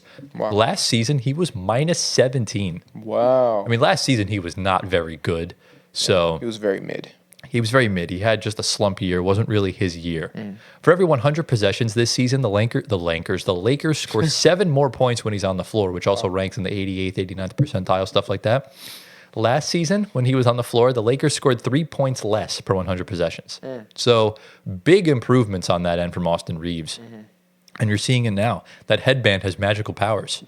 I mean, he's been cooking. I'll throw the floor over to you guys. What have you been thinking of this play from Austin Reaves? How about you, Gio? I mean, and to me, it's confidence. It's just, I feel like, I don't know where this confidence came from, but he always seemed to have it. Even in his rookie year, he would take the ball from Bron and he would just chuck up threes, or he would just take it, dribble it around, find an open man. You know, like he plays free, and it's like it's just something about him. I don't know what it is. I think he was a Kobe fan. Maybe that's what it is. There was a story he told LeBron because he used to like tweet like negative shit toward Bron. Oh my! Because he's a Kobe fan, and he told LeBron the story, and he was just dying laughing. Okay, yeah, no, that's what it is. Because that confidence, that can only come from like that Kobe confidence. You know what I mean? Just like you know who. Cam Thomas. Cam Thomas. Yes, sir. No, yeah, seriously though. On another note, all the most confident players are Kobe fans. All like the unselfish players are Bron fans. But anyways, And also the Harden fans too. yeah, They're kind of a mixed bag. yeah. But yeah, man, I just attribute that to his confidence, and I just think he's a good player. And so when the opportunity presented himself, he took full advantage. He's averaging 24. He's probably getting more minutes now as well. Assist, usage rate, all of that's going up. So His usage rate actually the same as last year. Is it? I think they're around like 20 to 23%. way more efficient. Exactly. That's awesome. That's really what we needed to see from Austin Reaves because obviously he signed the contract 2 years ago. There was a lot of talk on if the Lakers would trade him or if he would get benched or if he would play. I think he started every game this year, if I'm not mistaken. He did get benched last year. So we are sort of seeing the improvements. I think JJ Redick's using him in the right way. He's kind of maximizing his ability. Yes. It's also very good coaching. Exactly. So he learned a lot last year under semi-decent coaching. Yeah. And then this year, JJ Redick under good coaching. I would say they're about the same right now. JJ Redick is. I need to see more from JJ. I Redick. like JJ. Like I said, I like JJ too, but I need more from JJ. Fair like enough. more games, more wins against good teams. Fair enough. Playoffs obviously helps. So, like I said, I think Darvin Ham's a good coach. I just don't think the Lakers were the right fit for him. Yeah. I agree with that. And that's kind of along the lines because he is a champion head coach. He's won 2 NBA Cups and an NBA Finals. So, Yeah. I bet. Let's see. I bet you can predict what Antoine's going to say, right? I knew it the whole time. He was destined to break. Wait. Down. It was gonna happen. Listen, I'm going to say two things. If I'm a white guy, I want to go to the Lakers. And if I'm a sharpshooter and also white, I want to go to the Lakers. You got the coach who's a sharpshooter. You got AR. You got Dalton Connect. You would have had Alex Caruso, but unfortunately he's not there anymore. Well, they did have But him, you got 3 white guys on a team that could shoot the ball. Bring JJ back out there if you want to. He could shoot Imagine. some hoops. Imagine. But Connect, AR, It's a white man show, and I'm sorry, that's awful. It's a white man show in the white guys are Lakers going right off. now. The white guys, they're going we off in can LA. Shoot, I can shoot. No, Gio you can't. can't You shoot. can't shoot. You can't shoot. Other white guys can shoot. You, Excuse me. it's different. Excuse me. I'm talking. He only knows how to Talking. shoot from one spot on the floor. Yeah, I'm talking. 3-pointers only are talking. AR and Connect can join the talk. you get to your spots, And bro. Rec. But AR. Listen, they gave him that contract riser now. It seems like he was a contract dropper before. But AR as a point guard seems to be looking promising. They may not need to trade for a Trae Young or somebody else of caliber. They could ride with him, and he's young. He's 26, third season as well. I thought it was a little more than that, but 3 seasons in, it's good. It's wraps, I think, for him to be that point guard for the probably next few years. Maybe they may want to upgrade to something better. Who knows? Well, maybe post LeBron era. Depends. But he's running. Gabe Vincent's out of town. He's going. Trade deadline. He's gone. Gabe Vincent could have taken that spot. He's gone. I have a question for you, Anthony. Yes. Do you think this is Austin Reaves when he gets the opportunity, or is this just a hot streak for him and then he'll cool down eventually? What do you think? I don't know. It's hard to replicate the stats he's putting up. Like they're triple double numbers, and they're almost Jokic numbers. Not really, but I wouldn't say that. But they're like it's on the same level as Cade's numbers this year, and it's a massive jump. Okay. 35 points, 9 rebounds, 10 assists. He did have 12 free throws in that game. But, yeah, bro, his whistle is ridiculous. It's ridiculous. But it's a skill though. No, He's but like really good at it. But like even before, like even like 2 years, even last year when he was bad, like he would just barely take contact and he would just get the call. You know why? Like it makes no he knows sense. how to sell it, and honestly, it's a skill, bro. Another AR knows he plays for LA. When he's home, all the baddies are watching him. This ain't Jordan Poole, bro. He's showing off for the baddies in LA. AR, he wants to do what he wants. This ain't pool party. I know. I feel like Austin Reaves has no riz though. I don't know what it Look, is. when you're an NBA player, do you need it? Did You don't need it, but like I don't know. Did you not see the edit that someone made of AR? I think there were like 2 models in the game last year. Of course, AR came in. He was like getting ready, and he's dropping threes left and right, winking at them. That's what he's like. He was winking at them. I think he winked. Winking at them. is crazy. If he was winking at them, I might be wrong. Because Although to be fair, Austin Reaves is not shooting the ball great from 3 this year. He's only shooting like 33%. Okay. So Yeah, I mean, But everything else he's doing well. everything else he's doing good. Yeah. Yeah, I mean, Could defend a little bit better, but He's decent though. Most players that have a big that have to like take on, trying to think of a non-sus way to say this, take on a bigger responsibility offensively. The defense usually lacks a little bit. What were you gonna say? Load. Okay. Yeah. well, listen, AR is also a LeBron guy, and LeBron has his back as Bron's well coaching him up. as well as AR has LeBron's back as well. This is good for the Lakers though, because now they can focus all their assets toward the big man and play AD at the power forward, or at least just get a backup center. Yeah. Also, the Nets curse continues. DFS does not look good right now for the Lakers. He'll be fine. He's just getting So, adjusted. I mean, Dorian Finney-Smith was never going to average like 15 that's plus not on the him. Lakers, No. but He's just gonna be a presence on defense. The last thing another body. The last thing we want is Cam Johnson to fail in OKC or Indiana. Yo, bro, if Cam Johnson, I'll say this right now, if Cam Johnson goes to OKC, It's over. they're winning it all. just write him all. Just write everyone else off. It's done. Yeah. But with the Lakers, it's just like Dorian Finney-Smith had a much bigger role in the Nets. He started. Yes. He was shooting a lot. Right. On the Lakers, he's coming off the bench. He's playing defense mainly, kind of Right. picking up the scraps, That's his cleaning it role up. now. Exactly. Yeah. But look, if he plays bad, it's just karma for what he said in his interview. That's just all. What'd That's all he it say? is. He said like everyone that plays for Brooklyn knows this. You're the little brother. It's good to play for the big brother now. And look, when you play like ass, I'm a big believer in basketball karma. You took that personally, huh? Not really, because he's right, but like, Okay. I'm always of my teams because I always root for the little brother because that's just the position my father put me in. But it's always we're the little brother. They say no one cares about us when in reality they do, but it's more fun when we win because we're the long shot, the good vibes. Right. The unexpected ones. Because when the Yankees are winning, like you expect this. Yeah. When the same thing with like the Giants and the Knicks and the Rangers and all those teams. Well, not the Knicks. Right, yeah, they're terrible. But like more people expect the Knicks to win more than the Nets, even though we're just both equally ass. Right. But I understand where Dorian Finney-Smith was coming from. I don't really care, to be honest with you, but it is what it is. Yeah. If you play bad, that's probably the reason why. Yeah. But yeah, AR could get most improved. We'll see. I think he's too behind the 8 ball. I think he needed to have a good first couple months. Okay. Because would you say in this I don't know how many games have they even played? Like 6? Yeah. In this 6-game span, would you say he's been better than the entire season of Jalen Johnson or Cade Cunningham? No, Cade will be first. Exactly. I think both of Yeah. them have much better cases than Austin Reaves. Yeah. I think Austin Reaves have to keep these numbers up for the entire season, and that's just not sustainable. We'll see, man. I don't know. I like Austin Reaves, so we'll see. Yeah, I mean, even Jokic can't sustain those numbers the whole time. He'll have games Yes, where he he'll have well, no, but I'm saying Jokic won't have a triple-double every game. Yeah. He'll have a game where the other day he had 41, 8 and 6. Yeah. You're not going to get 10 and 10 every time. Right. So yeah, that's Austin Reaves. Again, shout out CJ McCollum. Shout out Ant, too. He also dropped 53 the other night. In a loss. Yeah, is what it is. Still 53. Yeah. But any other final thoughts regarding Austin Reaves and the Lakers? I imagine there's still a first, second round exit. I don't know. They can make a run. I do think so, too. What if They're always tough against good teams. What if they play Denver? I think it's the only team they lose to. If they win, Jokic is out in the summer.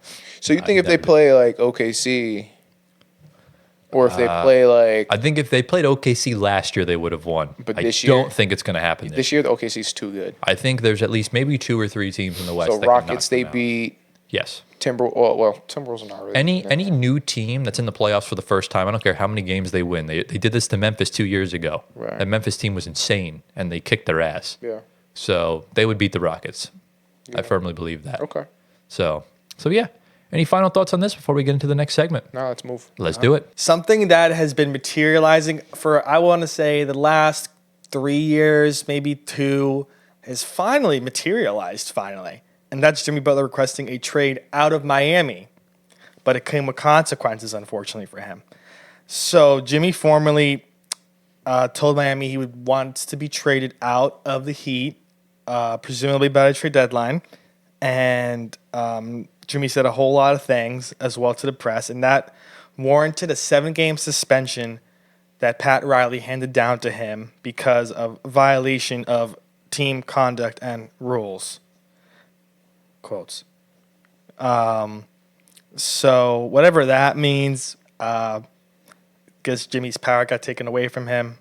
Pat Riley loves to have his power, and we know that. So it's apparently multiple instances of conduct detrimental to the team over the course of the season, and particularly the last several weeks. Through his actions and statements, he has shown he no longer wants to be part of this team. I think that's quite clear since he requested a trade out to Pat Riley.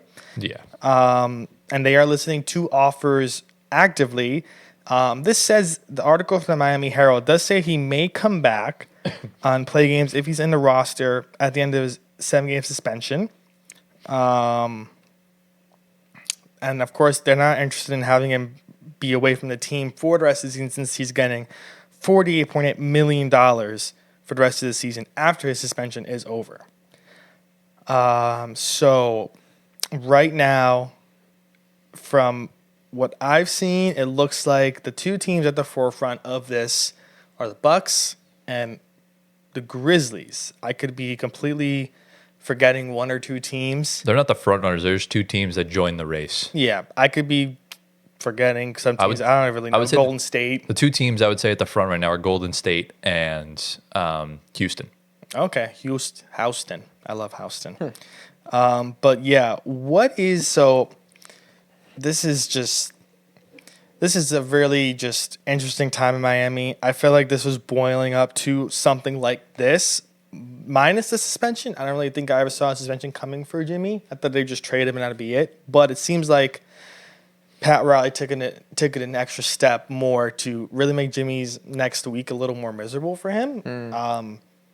I don't know what the reason is for that, I guess. But is this saga finally going to be over? Is he going to get traded? Is he going to stay? And was this suspension, I guess, warranted for Jimmy, knowing that Pat Riley probably knew that Jimmy's wanted out for maybe more than just this season? No, it's been just this season.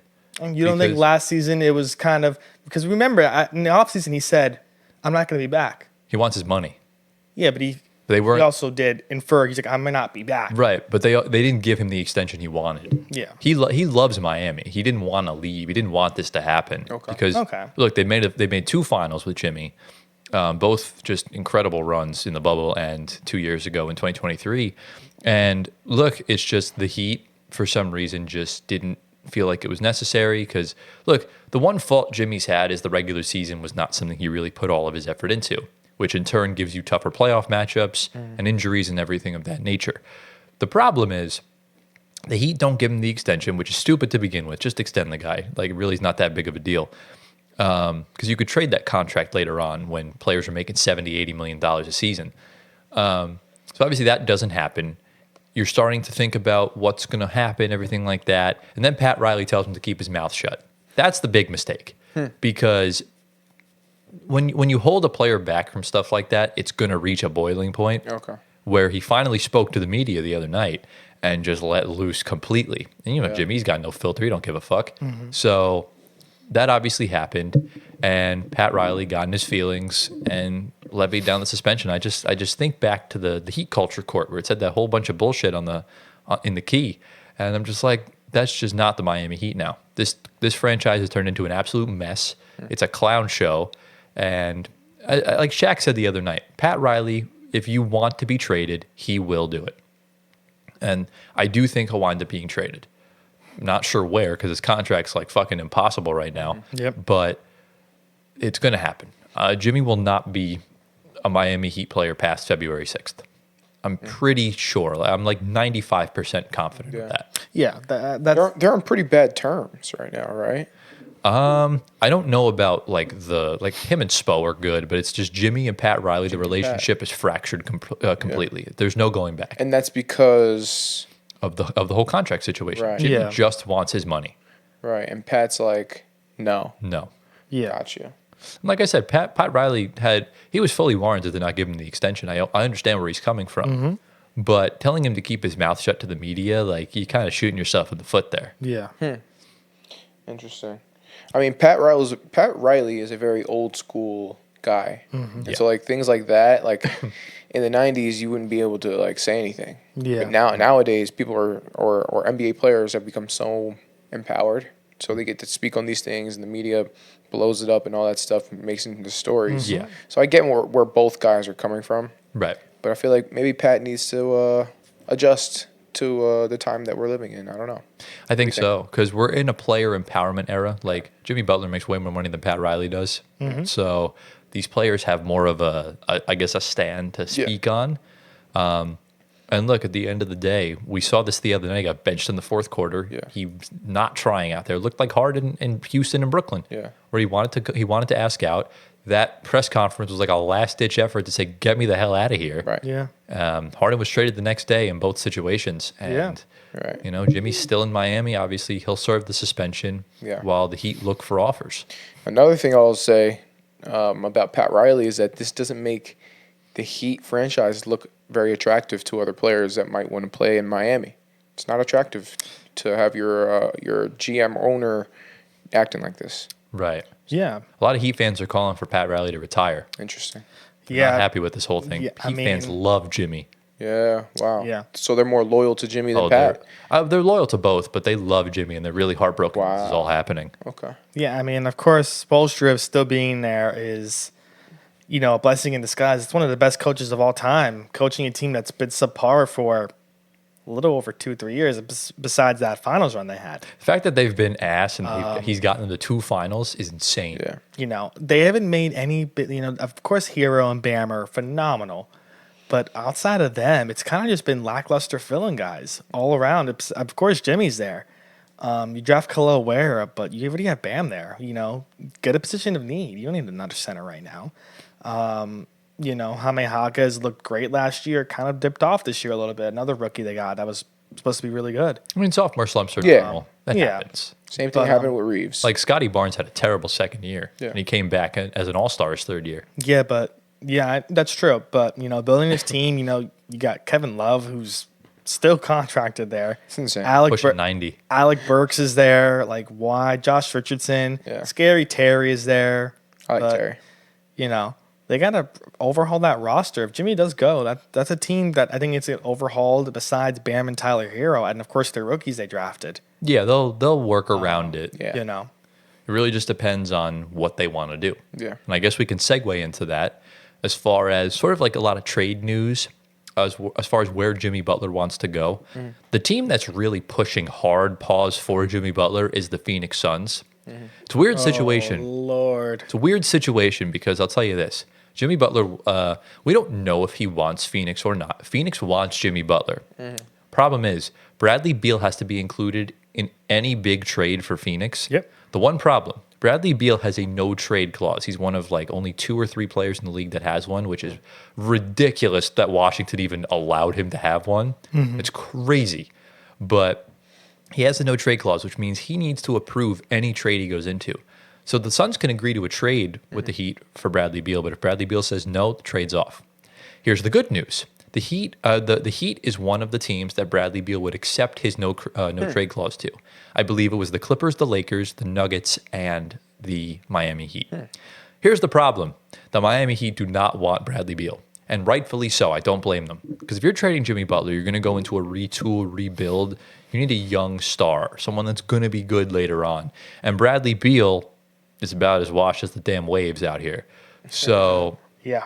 a third team would need to get involved for any of these trades to happen regarding it. And before we started filming, I spent a good 20 minutes just trying to figure out a trade on the trade machine for Jimmy Butler. I managed to come up with a few, but I know Antoine's got some as well, so I'll have him go first. And we'll and Gio, you'll kind of be the judge here. Yeah, Judge the trade from both sides for us. So Antoine, how many trades do you have? Well, I have the perfect trade because this is the team he should go to, so it's only one. Okay, I have 2. It's one. So I'll let you get yours out the way first. I really hope you didn't move him to the Knicks because that would just be rude. No way. Also, this coffee's making me really drowsy What? and tired, but I'm still here. Don't think I look high or drunk. I'm not. Bro, caffeine That's should not wake what- you up. I have coffee does. caffeine. I'm a little drowsy right now. I might fall asleep on set, That's wild, bro.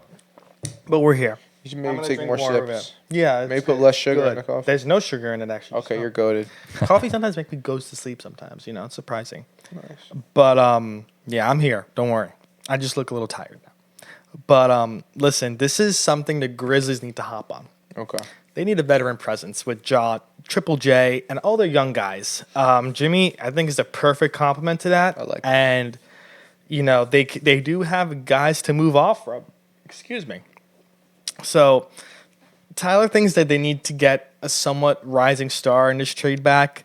To be honest, the guys I have the Grizzlies sending to the Heat are kind of nice vets. One somewhat star could be a star. But the guys I have going back to Miami are Marcus Smart because the money balances it out. Luke Kennard, of course, that 1-year deal is almost $10 million. Okay. And then I guess the star, rising young guy is Brandon Clark.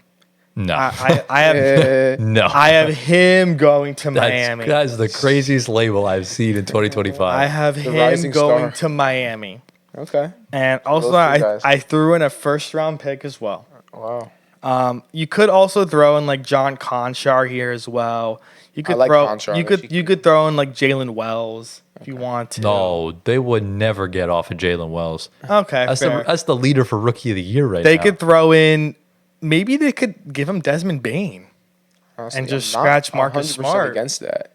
That could work, I think actually. Desmond Bain. That's a and young star going over to Miami. I actually might Zane? like that. Yeah. Bain could go over because then you need points from Jimmy, and you can have a lot of scorers on the team. Jaws, of course, a scorer. Jimmy's a Yep, scorer. yep. Triple J is a scorer as well. Yeah. Good old Zane, man. GG Jackson as well coming back. All He's a those scorer. guys. Jalen Wells. Yeah. You can't have too many scorers on that team. So wait. So I think if you switched in Smart for Bain. you could put in Bain, Marcus Smart, Luke Kennard. That could work. No. I say Brandon Clark, Clark. Clark, Desmond Bain, Mm-hmm. and that's in Kennard or Conchar. They got to get off both. So So you Okay. throw in Kennard and You Conchar. want to throw them both? You think that's And You might as Bain well. and Marcus Smart. And then no, no no, picks. keep Marcus Smart. and no picks? Keep Marcus Smart, you saying? Keep Marcus Smart on the Grizzlies. So Clark, Bain, yes. Kennard, and Conchar. Conchar. And a first round pick. I don't think you need to. I think you got to throw in at least one. Do you need to? I don't think you need to. I don't think it's a must, to be honest with you. Yeah. Maybe a if second. if you can keep it, keep it. Maybe a second. Yeah. But yeah, I think this is the Grizzlies' time to pounce. They're right now, they're top I like two. this. How do you think? Wait, before you finish, how do you think? Really quick, Ja and Butler would mesh. How would they mesh, personality wise and on the court? That'd be an Because they're interesting both fit. very, very much alpha personalities. How is Yeah. that going to mesh out? It's fun to think about that because you have two guys that will give it a vet that's going to help the young guys like Triple J, Zach Edey as well. It's going to be hard because John wants the ball in his hands. Butler's going to want to be the lockdown guy to shoot all the time. We'll have to see, but it's tempting. I hope it doesn't turn into like a Phoenix situation where you have a lot of guys that want to score and just it's kind of failing. So you don't know what to do. But Jimmy, I think would flourish pretty good in Memphis. I think that team is young. They're gonna lean on him as the leader, or not the vet leader, because Ja, of course, is the leader of that team. But the vet guy, they have all young guys there. There's not really no vets there for them. They're all rookies. In Memphis? Yeah. Yeah, I mean, they have Marcus Smart. That's kind of yeah. like the vet leader, I guess Yeah. you could say. But they've gotten rid of Steven Adams and them. So Jimmy is a nice vet piece to Yeah. be there 100%. But Jimmy's not going to be there to be the vet. He's going to go there to be the second option. For sure. Oh, yeah. So that's kind of what it is. So, yeah, what would you grade that trade? I like it a lot, actually. One of his better trades. Yeah, this is honestly, Me for GM. Me for GM. This Me this for is GM. an A minus in my opinion. A minus? I would give it a B plus. Okay. Because I still would try and keep Desmond Bain on the Grizzlies. I don't know. Because his ceiling is so high, man. Is it though? Yeah. He's so I good. don't know. I think he's. You sound maxed like me out. now. He's so good. feel like he's, Desmond but Bain- he's So actually good. good, though.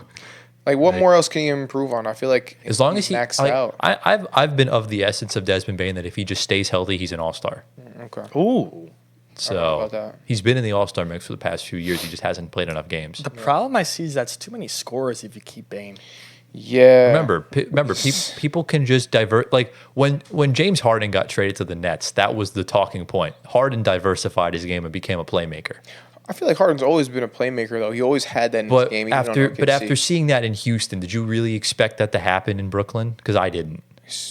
Yeah. Because in Houston, he was just scoring and scoring No. and scoring. He averaged 11 assists a couple seasons. In A couple Houston. seasons, but for the most part, he would have those games like 61 points, Yeah. like 2 assists. He That's kind had of what to, it is. yeah. But you know he could do it if you want to. Right, but I didn't expect it, is what Okay. I'm saying. I thought Kyrie was going to do a lot of the playmaking. Okay. So True. it's kind of what it is. But I would give that trade a B+. I don't think it's that bad. Let's hear Tyler's. I have a couple here, and these are a couple multi-team trades because, in all honesty, Jimmy Butler is not going to be in a 2-team trade. There's going to be 3 to 4 involved. Oh, wow. This one I feel like is the most. This one I feel like is the most realistic. Yeah, the first one I'll kind of get in. It involves the Miami Heat, Toronto Raptors, and the Golden State Warriors. Wow. So obviously the Warriors would acquire Jimmy Butler. Okay. Surprise, surprise. The Warriors would then send out both Andrew Wiggins and Guy Santos to Toronto. Okay. And then the Heat would acquire Gary Payton, Dennis Schroeder, and Bruce Brown. And then this would allow also to get them a first-round pick and a second-round pick so they can completely go into a full rebuild. All right. This is good. So that's the first one. I like that one. Because I think they made a mistake trading for Dennis Schroeder. You can trade him up until the February deadline. So Interesting. this Wait, would... so the Heat get Dennis Schroeder, Gary Gary Payton. Payton, and Bruce Brown, along with 1 first and 1 second. okay.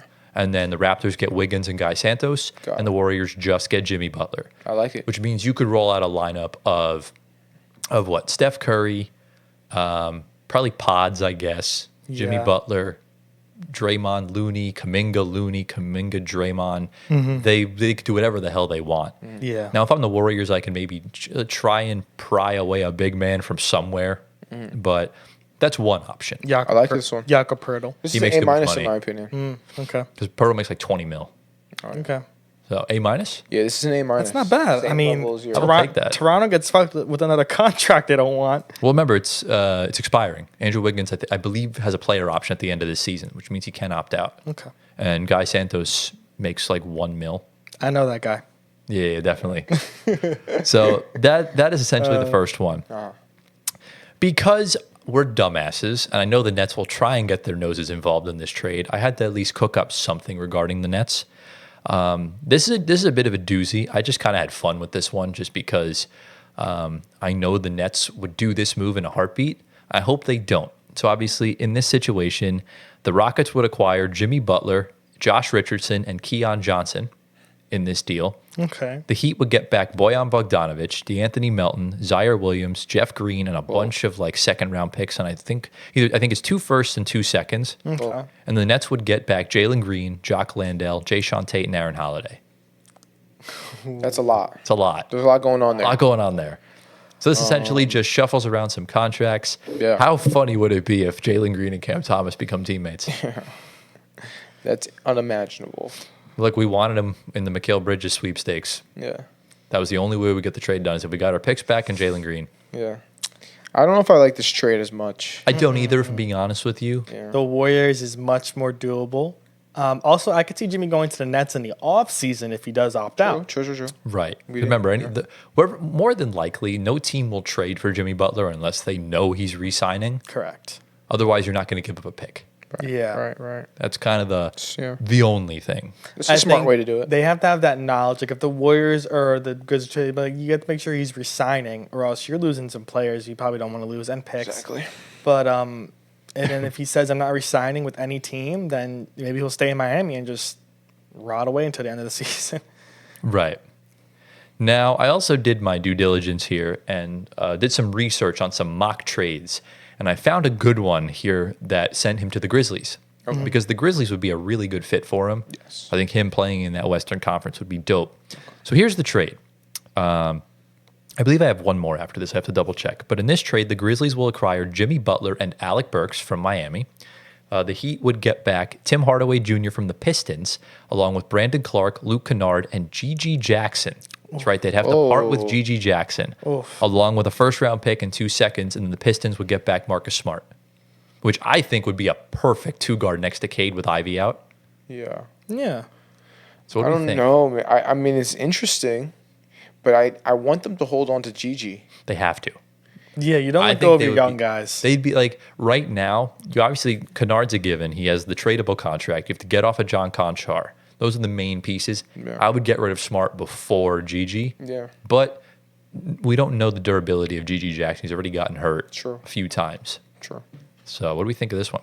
I don't like it as much. This is probably, I'll give it a C plus ish trade. That's fair. That was the last one, by the way. Okay. But my Warriors one was probably that might have been the best trade I've cooked up in a while. That was clean. Yeah, I like that one.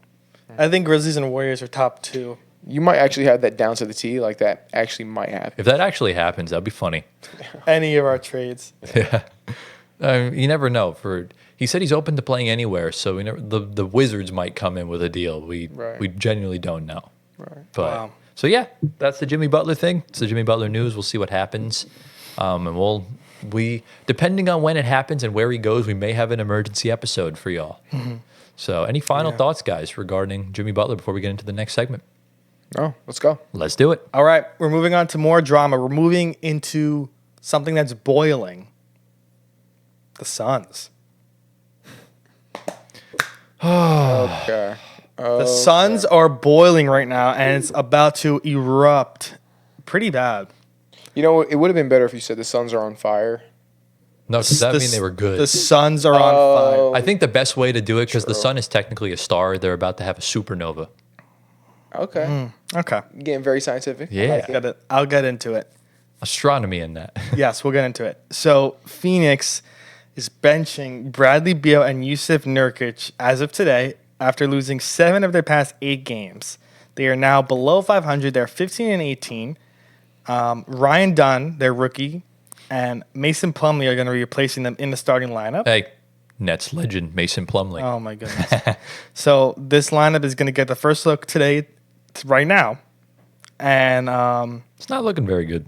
KD and Book are back. Beal and Nurkic are the ones that are pulled to the bench.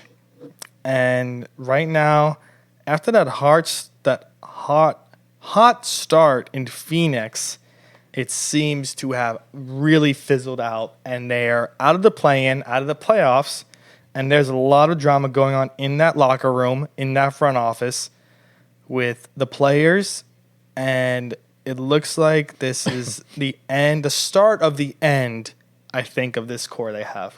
That was the most complicated way he explained something, I think, in the show's history. I'm so confused. You lost me a good 2.5 minutes ago. I'm dead. But yeah, it's not looking good right now. Yeah. No. Especially tonight. They're only up 3 against an Embiid-less and a McCain-less Sixers. No one has over 10 points. Wow. KD's 4 of 10. Booker's 3 of 14. It's bad, man. And even off the bench, Beal's 2 of 5. Who's the other guy that got benched? Nurkic. He's 1 of 2. I mean, he's got 5 points. I mean, this team's just not good. They're shooting 30% from the field right now. Yikes. Listen, if they ever to trade anybody from this team, it's the 2 guys they benched. Like, you can't trade Beal unless he approves of it. You got to try. You don't know until you try. So you send Nurkic with him. You're going to be starring Mason Plumlee and Royce O'Neal for a little bit. Nets legend, Royce O'Neal, Mason Plumlee. But you get off a lot of money. You may bring in some nice young guys back. Grayson Allen's on a big contract too. What's he been doing this year? I don't know why they gave him that contract, to be honest with Grayson you. Allen got to get moved. Most overpaid guy. No, but he got a lot of money, Grayson Allen. not even close. Who is then?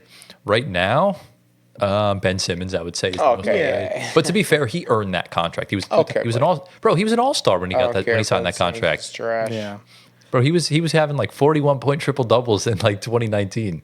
No way he scored 41. Yeah, he has like 20. His career high is 41. With a triple double? I don't know if it was a triple double, but his career high is 41. Okay. But as you get into like in 2 years, I think Dame and Cat will be making like $65 million. So they'll be the 2 most overpaid when the time comes. True. Hence why Portland and Minnesota traded them when they did, so they don't have to deal with that down the line. I think we're going to go back to my question with this. It seems like Matt Ishbia right now, owning a team and running a team is not really his forte.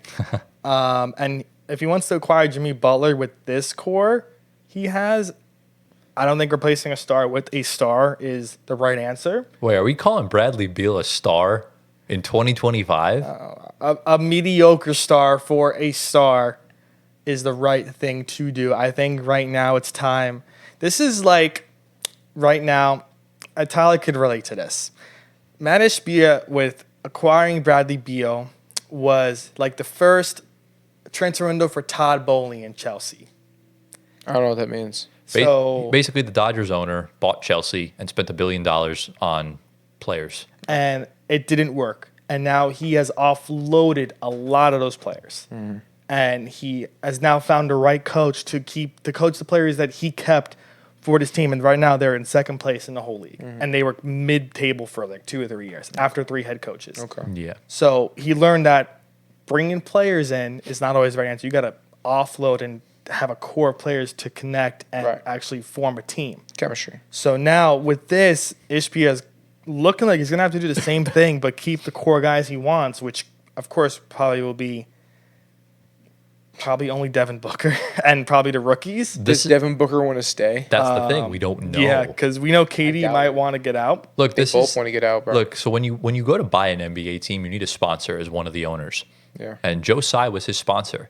Basically taught him everything that the Nets did with the KD era. Yeah. Now, the only thing different is that what we did was working. It's just everyone got hurt. Yeah. Problem is the Suns dumped all their assets for Kevin Durant. And they have no picks. They can't do anything. And they have no tradable contracts. Your only tradable contract has a no-trade clause. Like, Insane. I don't know. Like, why would you do that? They're it makes in a no bad sense. spot. And I'll read you off some statistics real quick if you want me to. Good. With Bradley Beal off the floor, the Suns are 9th in the NBA in net rating. Dude. When he's on the floor, they're 28th. And net rating basically just paints the whole picture as far as your totals and everything like that. Overall. Yeah. So in Beal's last 4 games, he's only averaging 14 points on 29% from behind the arc. This is a guy that averaged 30 and a half not too long ago, like maybe like 3 or 4 years ago. Yeah. He's also making $50 million this year. I'm pretty sure like somewhere close to it. Okay, maybe he's the most overpaid. Maybe he's the most overpaid. Yeah, I'd rather pay Ben Simmons 41 because at least he's playing better. Yeah. As far as Nurkic goes, I mean, my goodness. I mean, he's suspended right now.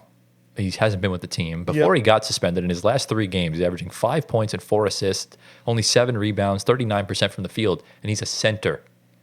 A center shooting that low is garbo. He does shoot a lot of threes, though. He does. He's not shooting the ball For from his 3. size. He's shooting like 32%, which is, I guess, decent, but It's not good. he's making $18 million this year, a perfect tradable contract. Yeah. But who's going to want him? He's just a net negative everywhere. Yeah. It's just nothing good. And I think the most glaring thing is that you bench 2 guys that make a combined $68 million. And you're now starting 2 guys in place of them that don't even make $5 million combined. Like, that's crazy. So that's kind of the general basis the Phoenix Suns are in. They have no picks. They have no direction. It's basically, I don't know what they're going to wind up scapegoating Budenholzer, I imagine, at some point. I don't think it'll be this year, but next year for sure. I don't know if they even can at this point. No, because you just did that to Frank Vogel last year. He only was there for a season. I know. They can't even do it. Like, how are you going to scapegoat him? They can't pay 2 head coaches that aren't coaching at the same time. Yeah. Look, I think we just finished paying Steve Nash. We're paying Jacques Vaughn, Kevin Ollie, and now we're paying Jordy Fernandez. But thankfully, he's going to be here for a while. Yeah, he's Jordy a good Fernandez. coach. He's actually. I tried to tell you he was a good coach. He was right, bro. Y'all didn't He was listen right. to me because you were in your hating I saw it era. the whole time, though. Okay, yeah, definitely. You sound like me. Yeah. But look, the Suns are in a position now where they can get their picks back from the Houston Rockets. Okay. It's going to cost you either Devin Booker or Kevin Durant. Yeah. That's the position they're in. Who do they give up? Or who do the Rockets want? Who do they want? They want really? KD. They want Devin Booker Oh, I don't know. because You don't know. Devin Booker because He's younger. here's my perspective of the whole thing. You get Devin Booker, he just fits right in, becomes the best player on the team. Yeah. Will take all the shots and everything like Yeah. that. Will work with Şengün. If Kevin Durant gets in there, Yeah. I can tell you for sure one of those star players is getting traded.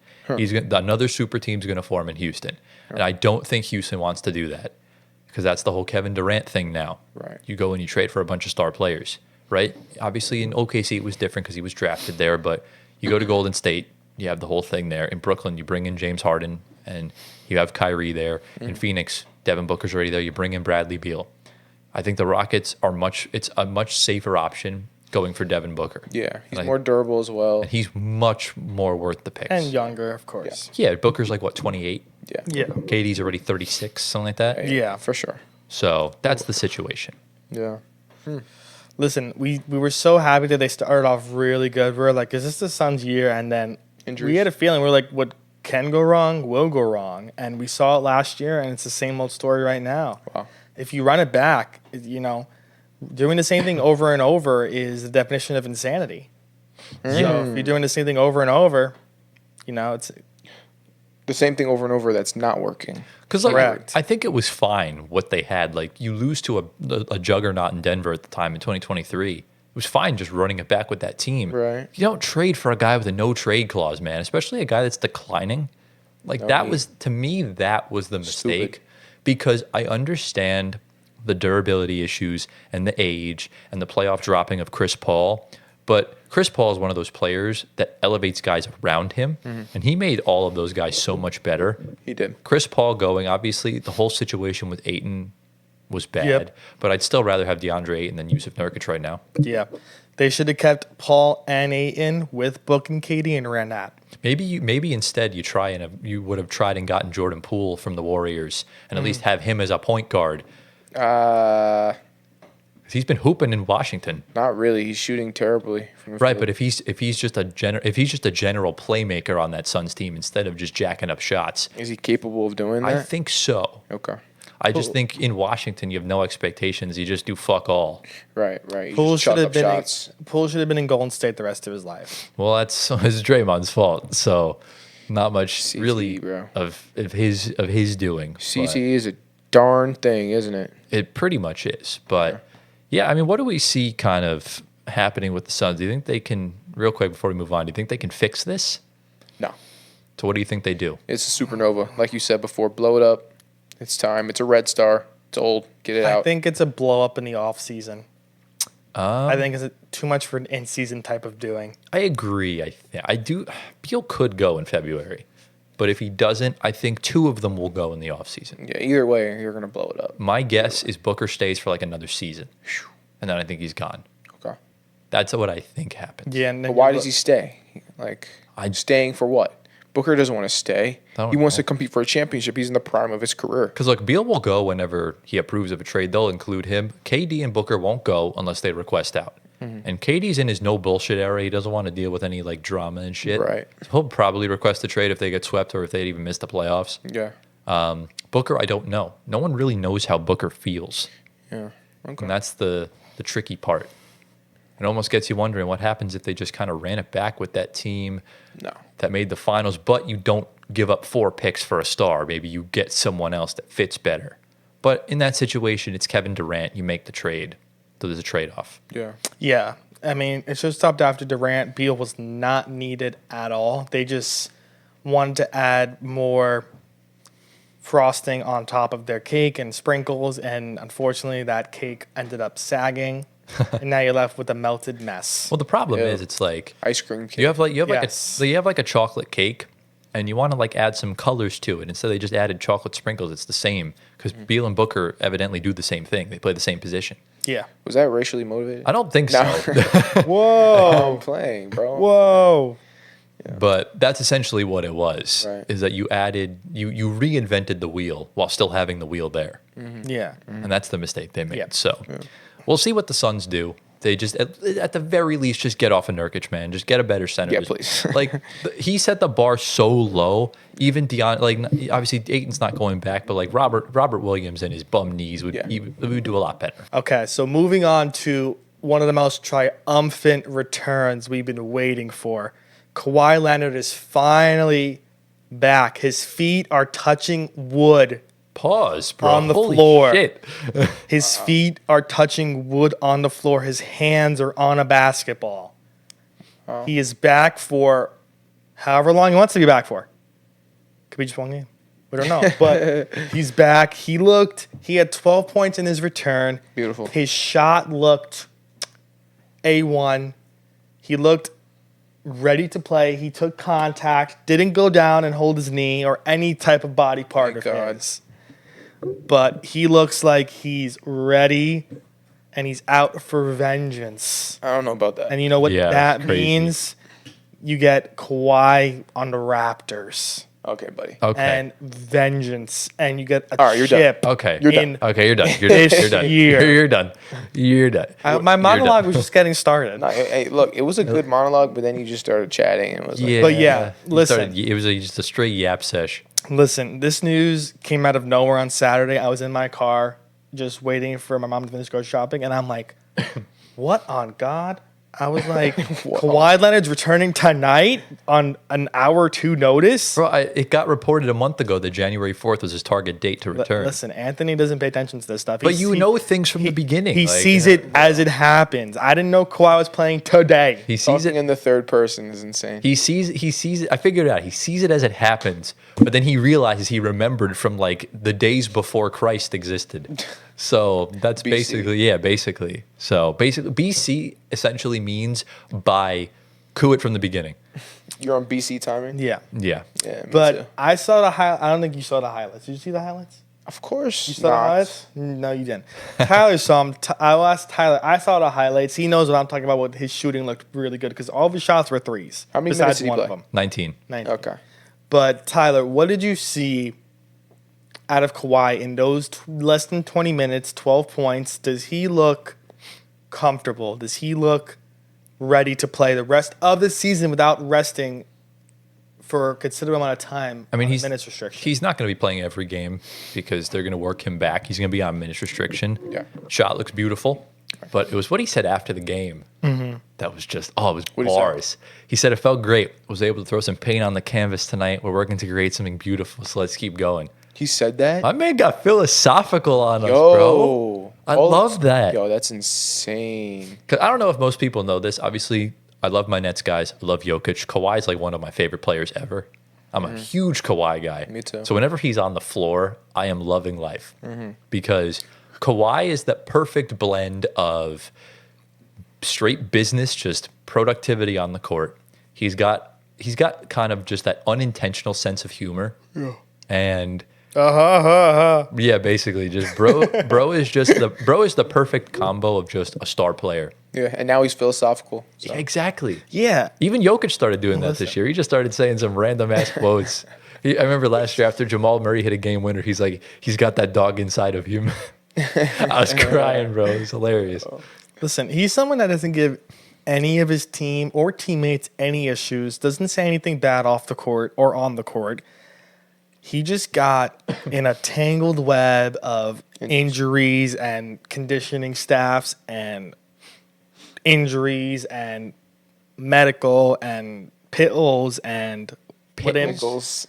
well, Pills is crazy. pills with injury, but injury medicine, all Pickles. and whatever. Bro, that is a polar bear in Arlington, Texas, if I've ever seen one. Like, bro. But now his body is finally put together and he's suiting up. So, listen, he's doing more than he did 2 days ago, last year, than Embiid's doing this season right now.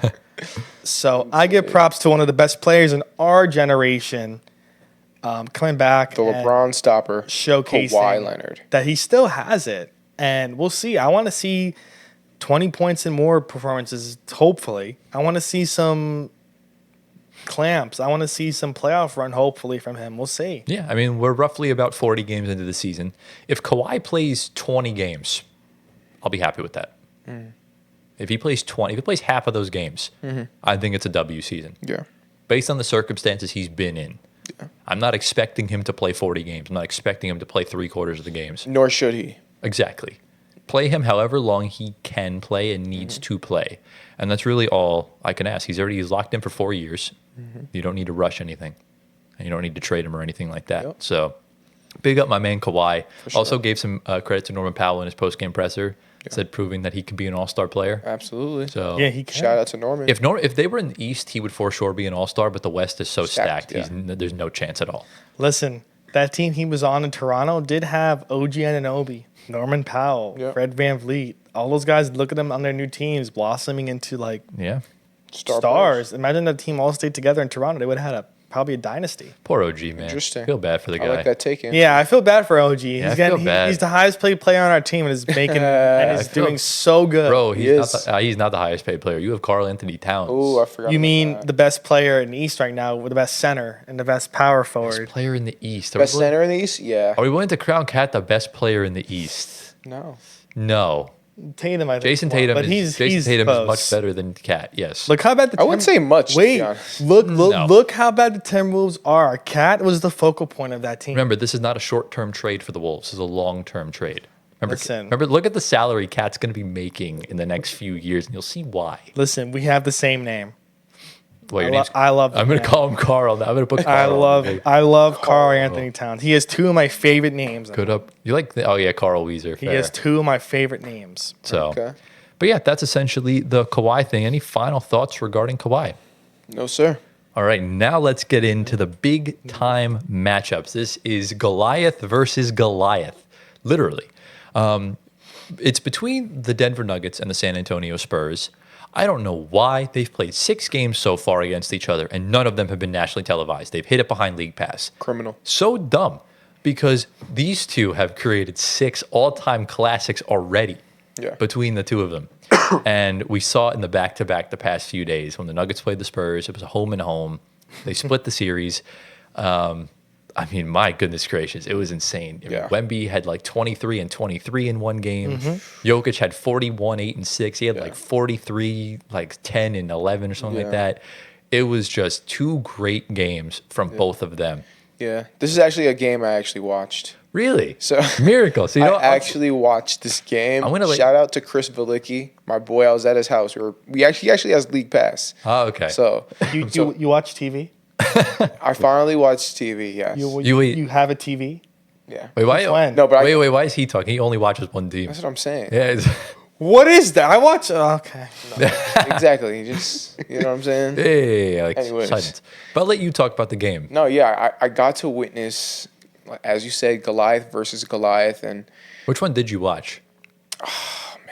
I couldn't even tell you, bro. Was it Was it I think it was the first one. which First uniforms one. was San Antonio wearing? Well, all I know is that I saw Wembanyama hit crazy back-to-back threes, sidestep, boom, and then step back, boom, Boom. crazy. Who won the game you watched? Spurs. Okay, so it was the first. That was the First game, okay, yeah. And then Nikola Jokic in that game had 37 points. I'm like, this is insane. Why is this on League Pass? That was what I was saying. So yeah, outstanding game. It was great, and it just kind of they had like no help the entire game, either of them. Yeah, no. But kind of is what it was. We saw Wemby and Russ get into it a little Yeah, bit. yeah. You know what that was about? Because Russ hit him in the head, and Wemby's like, just don't hit me in the head. Yeah. But like you waited for the foul, you asked Right, for it, so right. like cry more. But yeah, look, it was thrilling at the end of both games. Obviously, Jokic turned the ball over in the fourth at the end, which gave like the Mavs fans, the Bucks fans, the Thunder fans, they all got little semis out of it. Yeah. But the next game, Jokic missed the game winner, even though he got fouled. Just went to work in overtime and just put the Spurs to bed in his takeover fashion. Yeah. Tell me if I'm wrong. Victor Wembanyama is a great player, right? Mm-hmm. But to me, he seems a little, or not even a little, a very entitled. He seems like, I don't know, like something's like snobby about him. Something's like, I feel like you need to have that attitude to be a good player. Oh my goodness. I guess you're right, but like it's a turnoff for me. He talks a lot of shit. See, I don't like that. I don't know. Talks a lot of shit. I don't but remember. He's not likable, I feel Bro, like. your favorite player does the same exact thing. No, but it's Talks different shit. though, because look, Russ was not the face of the NBA. This guy is. Wemby. Huh? Neither's Wemby. I mean, he is. Bro, they barely put him on national TV. Well, they should be doing that. Exactly. All the NBA cares about right now is LeBron, Steph, KD, the Knicks, and the Lakers. That's all they care about. Yeah. Anyone else, it's like fuck all. But what do you think though? Like, I think he seems very entitled. What do you think, Anthony? I was gonna bring up a point. I think it was the Christmas Day game. I think Wemby fouled Cat or Hart really bad. He didn't foul him, but they didn't call it. So the next possession, the Knicks get a call on the other end, and Wemby is standing, of course, in the middle of the free throw, and Cat's next to him, and he's bumping into Cat like he was on the foul and laughing about it. He's like, "Oh, like that was a foul." He was saying something, but he was laughing about it, like kind of taunting him like that was a foul, but they didn't call it. Wemby taunting Cat? Yeah. So, and Cat was just laughing out, but you thought Cat was a little pissed off. Yeah. Wemby's just laughing and entitled, as you said. Very like, entitled. Talking to a vet that's been in the league for almost a like, decade. bro, who are you? That's my question. Who are you, bro? Like, I get it. You got all this media behind you. You're a great player, but you still haven't. You got to prove yourself still, bro. Yeah. You got to be doing this for like a few seasons to be talking like that. Could you make the argument though that Cat does too? Does what? Have to prove himself? No, Cat's been in this league putting up 20 and 10 plus for a decade. So Right. Cat's did his thing. He has the right to talk the way he I think his talks. point is that Wemby is touted as the next coming of the greatest player of all time. 'Cause- And him doing that, but not proving by playing on the Spurs right now, to Cat, that's an all-star and right now one of the best players in the league. It's kind of like a demeaning attitude for Wemby to it's have. a demeaning attitude. That's what Right. it That is. he thinks that he's the best on a team that's kind of not even making bottom barrel of the play-in right Yes. Well, remember this team. And it's a big turnoff, bro. Right. This Big team, turnoff for well, me. think about it this way: this Spurs team would be like 1-30 if he was not there. I'm not even talking about the Spurs. No, I'm just- just talking about Vic. Just focus on Vic. Right. Look, Wemby, like I said, the Europeans are a mixed bag when it comes to how they act on the Really floor the and French everything like guys, that. bro. I love the Europeans. It's really the French guys, Or bro. Rudy don't French be acting like that. I don't like Rudy. Rudy's a humble guy. Excuse me, Rudy started COVID in the COVID season. Yeah, but that's got nothing to do with that. Rudy's a menace for that. That's got nothing to do with that. Rudy does not act Rudy the way Wemby touched does on the floor. all the microphones. Yeah, it was a joke. But he just I'll wound never up getting forget it. that. But was- Rudy doesn't act like that. Rudy's more so a humble guy. I guess. He just doesn't tolerate when he gets disrespected. So was Yeah. Tony Parker. Tony Parker was a Tony very Parker, humble guy. he's a reasonable French guy. yeah. You're saying the new age of like Wemby and I don't like maybe that, Reese Shea. Reaves But he has said phased- Shea has been it's, fine. no, Phased it really is just Wemby. Really just I'm Wemby. playing around with the whole French Look, thing. It's really just Wemby. My thing with Wemby is that I like this dude's a freak of nature. He's quickly becoming one of the best players in the league. Yeah, no doubt. I would say he's right up there with Cat. I don't even think there's much of a difference as far as who's better right now. Cat offensively is great. Wemby defensively is phenomenal. And I think they're better than each other on both ends. Right. It's just, Cat's in a winning situation. Wemby's Right. not.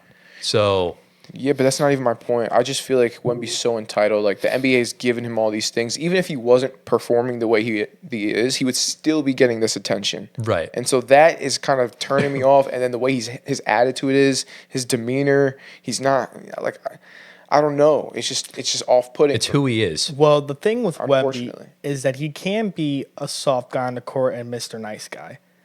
He's got to be Cat should take some notes then. tough. He's got to be, he can't let guys body him because then they'd be like, "Come on, Rook, let's go. You're the next coming Right, up, the greatest right, player." Like right. Wemby knows that the guys are not going to go easy on him because Fair point. he's the star player. If he gets hurt, the league's going to go into a whole frenzy for a whole year that he's out, and it's a big problem. Not You even don't want that. Not even that. It's just like if he shows any sign of vulnerability, right. he's going to get Yeah. eaten alive out there. That's a good point. I understand. And that's the thing. And that's something Cat should take some notes on. And that's probably, I think, why the Wolves never won, was because of his inability to deal with physicality in the playoffs. Are you also going to recite Cat with Mo Wagner with the back down? I mean, I wasn't. He shot it right over him. I wasn't going to bring it up, but look, that is another reason. But what I'm why. saying is though, just to be clear, it's not the physicality aspect. I'm completely like be physical. I enjoy that. Yeah. Right. It's really just a lack of respect. I feel like that Wemby has for. I think he respects Cat. I think he was just joking. don't know. Wemby Seems like a lack of Wemby respect. respects everyone. It's just, remember, he played in Europe. That's his upbringing. It's a dog-eat-dog world out there in the European leagues where you're going up against these like 20, 30-somethings that don't give a shit about you. Oh, they talk so much more. Exactly. crap in Yeah. The NBA is so soft compared to the European leagues. So say that, yeah. that's what you're adjusting to. And again, you get it's just a way of having an alpha mentality. Look at how Luka is minus the complaining. Yeah. Luka will like when Luka hit Luka is a tank. when Luka hit that game winner. Luka's not likable either, if you ask me. When Luka hit that game winner against the Wolves, he was like cursing out the whole team. Yeah. So Yeah. it just is what it is. And I think for me personally, I think the only thing holding Wemby back is his conditioning. Yeah. His conditioning, it's ass, brother. Like he Agreed. can't stay more than 4 minutes on the court without being gassed. Yeah, I saw a play during that game where I think he had a block and then he ran back and had a dunk and I saw him. Well, it's Denver, so you're in the altitude. Okay, So Yeah. but still, that has But that's a listen, factor. When the Spurs right now, they're building something. They're going to need a few more seasons. But so if the Nuggets are still good, which presumably they will be in a few years, you're looking at this matchup hopefully in the playoffs for the foreseeable future. Of course, you have other teams in there, OKC, Minnesota, Yeah. teams on the uprise. But when San Antonio gets to that threshold, they're already in playing spots right now. But Yeah. if they get in that threshold, you're looking Yeah. at Wemby in the playoffs. gonna be fun. That's box office against the Wemby West. versus Chet. that would Yeah. be Oh. amazing. to see. Need. Yeah. Because both they do not like each other. Oh, no, they don't. They They don't. respect each other, but they don't like each other. Do they? Yes. I don't know. They've said it in press I conference. think Okay. I think Chet does not like. I think Chet. Yeah, Because I highly forgot dislikes. which one of them said it. He said, "We have no relationship, but we have respect." I'm Team Chet, bro. Team Is that Chet. because he's American? Yeah. No, but, no, yeah. I crazy. mean, yeah. But then also Wemby off put me. I like both of them. Yeah. There's really it's just to me I think it's the Glazers, like Flight. I know Flight's just joking around, but like calling him a top 2 big man of all time already is Victor? crazy. Yeah. Yeah. He has Shaq at number 1 or something. Wilt, because he scored Wilt. because most casuals have a points per game kink. Yeah. So when you score 100 points in a game, and Just that's call Flight a casual. well, he is. Come on. Come on. Flight, if you heard that. Bro, he's a huge The casual. fact that we're bringing up Flight in a podcast. Yeah, of course, bro. fucking Flight is one of the insane. most influential people in the basketball Yeah. YouTube He is. space. He just says so much funny shit. Yeah, he's hilarious. But again, like most people, like the argument for SGA over Jokic last year was because he averaged 30. Like there's more to the game than scoring. And the points per game kink is one of the biggest issues in the NBA when it comes to these awards and everything like that. So right now, I still think Jokic is a much better player than Wemby.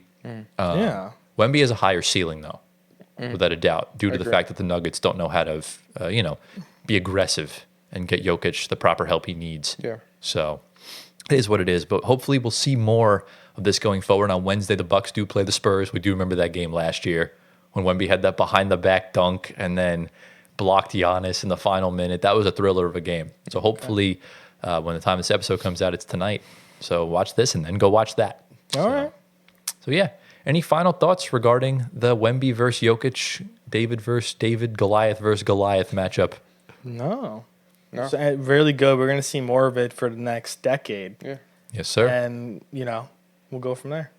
All right. On that note, let's get into the final segment. All right. Into the final segment, lads. Before we get into it, I saw a little quick stat on YouTube. Shout out my guy Caleb at Brooklyn Netcast. Jordy Fernandez this season has won 26 of his 37 challenges. 26 of his 37 challenges. 26 of 37. That is a percentage of 70%. Is that good? That's amazing. Is that the best in the league? It probably is. There's probably a stat that you can find, but I mean, we lost most challenges under Jacques Vaughn because he would not challenge the calls that should have been challenged, but I feel like the fans sometimes can make better decisions than the coaches. It's really sad sometimes. Yeah. So I'm happy the Nets have a coach that has common sense. and it saves my mental health most of all. Except we're too good, but well, that's a conversation for another day. Let's get into the final segment. We are going to talk about the 2 1 seeds that are absolutely frying the NBA and just making it its bitch, essentially, in either conference. So which one do we want to talk about first? The Cavs or the Thunder? Let's go Thunder. Thunder? All right, we'll head out west to the OKC Thunder, who just yesterday at the time of recording, it'll be Sunday when this video comes out, beat the Boston Celtics without Chet Holmgren and Alex Caruso to win their 15th straight game, and they're now 7 games clear in first place in the Western Conference. Wow. They have the second best record in the league at 30-5, which they're on a 70-win pace right now, wow. which is insane. Currently, right now, let's say the season ended today, they would have the 4th highest winning percentage in NBA history, which is insane. I think it's like 80.5, something like that. Mm-hmm. They obviously sit atop the NBA's power rankings, considering they haven't lost a game in like a month, essentially, as far as that goes. So on Sunday, they did 2 things in that game specifically. They held the Boston Celtics to under 100 points, and they made 7 more 3-pointers than the Boston Celtics. Insane. The last time the Boston Celtics were held under 100 points and made less threes than their opponent was when was Game 6 of the NBA Finals in 2022 when the Warriors won their 4th ring with Steph. So just an overall dominating performance without their best defender and without their 2 best defenders, really. Because Caruso's their POA guy, Chet's their rim protector, and all that stuff. Yeah. Another interesting stat, Isaiah Hartenstein has played in 20 games with the OKC Thunder. Guess how many he's won? 18. 19. Wow. He is 19-1 with the OKC Thunder. That's insane. Which is nuts. Crazy. I mean, this team is just loaded with talent and size and shooting and everything of that nature. In the second half of that game specifically, Mark Dagnall made an adjustment. He switched Lou Dort onto Jaylen Brown because Jaylen Brown ended the half with like 21 points, like 4 rebounds, something like that. He did not record a single stat in the second half of that game. My man went 0, 0, 0, 0, 0. Lou Dort had that man in hell, in absolute hell. Wow. Which is crazy. Now, as far as the Thunder goes, they rank first in the NBA in defense, which means they're clearly the best defense in the league. I think smothers anything. By far, yeah. Yeah. They're also first in net rating, which is offense, defense combined, everything of that nature.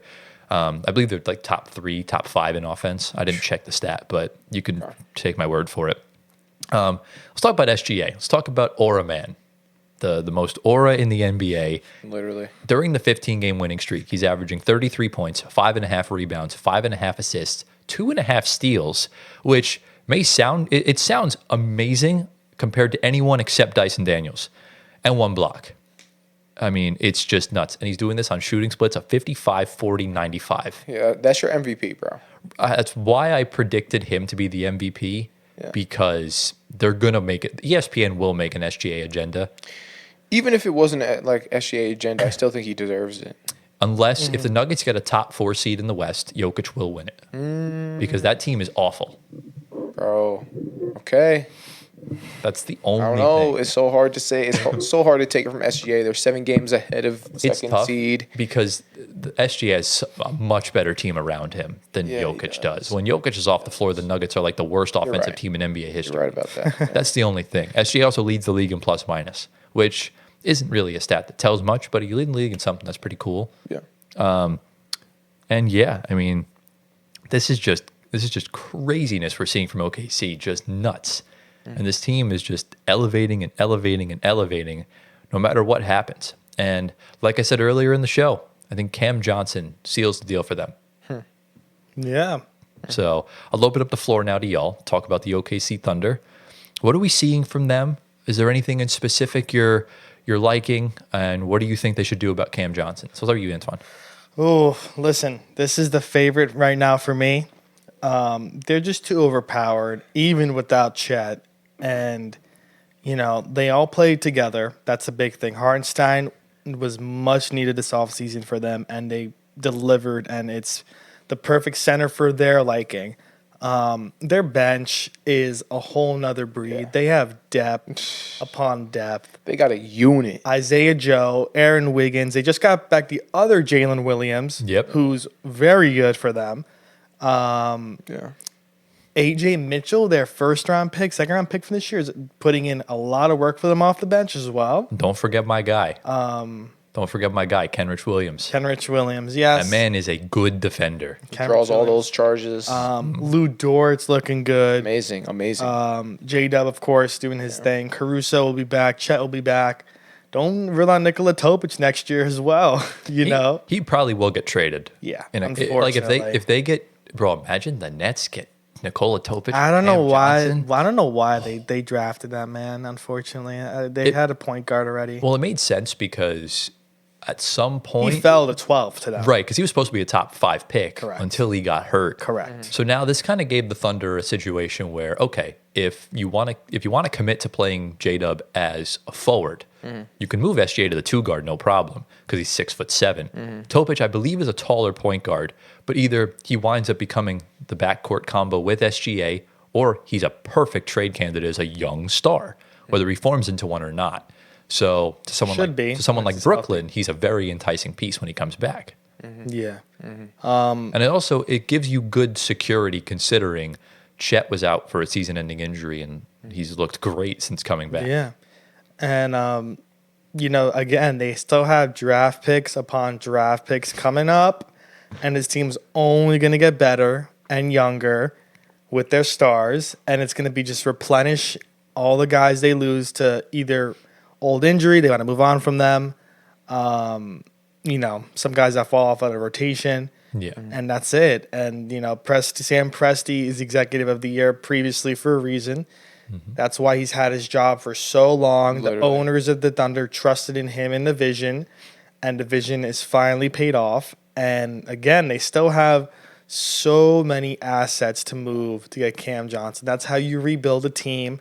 Also, they got lucky with LA giving him Shea. That was like a blessing in disguise. They didn't know what Shea was going to be once they got him from the Clippers, and he turned out to be the MVP for them and the whole league. I actually don't think he won Executive of the Year. Was it Brad Stevens last year? It was. Okay. Because, that Holiday trade was beautifully done. Yeah. But That sealed their fate. Presti's up there. The Clippers are kicking themselves trading an MVP of the league to OKC for Paul George. They can't take that back anymore now. I'm sure Steve Ballmer is kicking himself every day for that. You never know. I don't think he would have been that good on the Clippers. Well, they didn't know. He would have been good. He wouldn't have been this. No, because he wouldn't have gotten the keys on that Clippers team. no way. No shot. Yeah. But, Gio, it's not looking good because, the Thunder have looked way better since they got rid of Josh Giddey.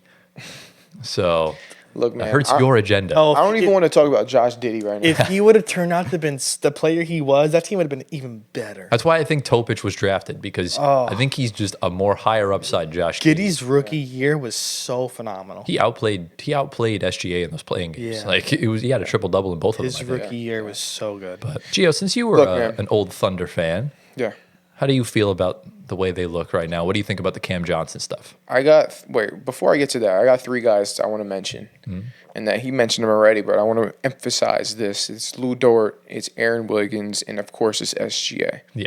Lou Dort, like you said, has been playing amazing defense, clamped Jaylen Brown, but he's been doing that all year. We expect that from him. He's done his whole career. His whole career, exactly. He did the same thing I'm not even lie. He did that to Russ in the playoffs. He did.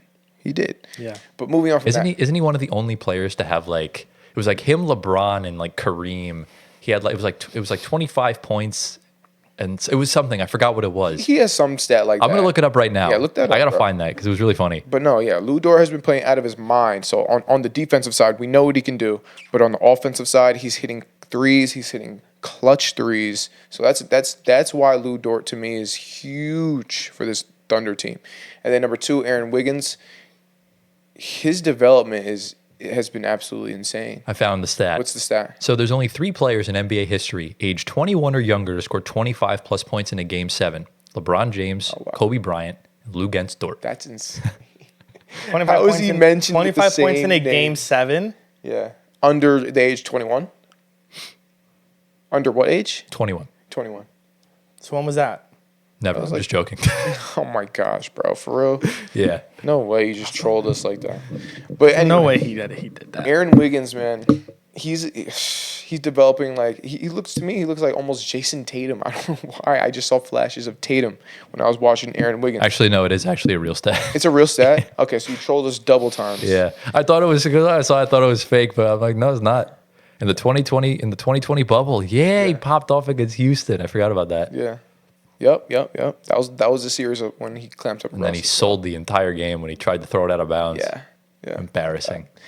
But yeah, and then lastly, we have the reason why the Thunder are great is SGA, and I'll tell you specifically that reason. It's because SGA, his change of pace, he can play and beat you slow, and he can play and beat you fast.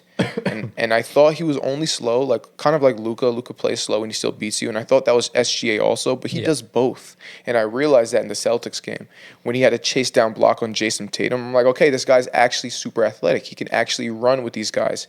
Yeah. And then he also had I don't know, like just different flashes of speed that I saw in SGA that I didn't see previously, and that's your MVP.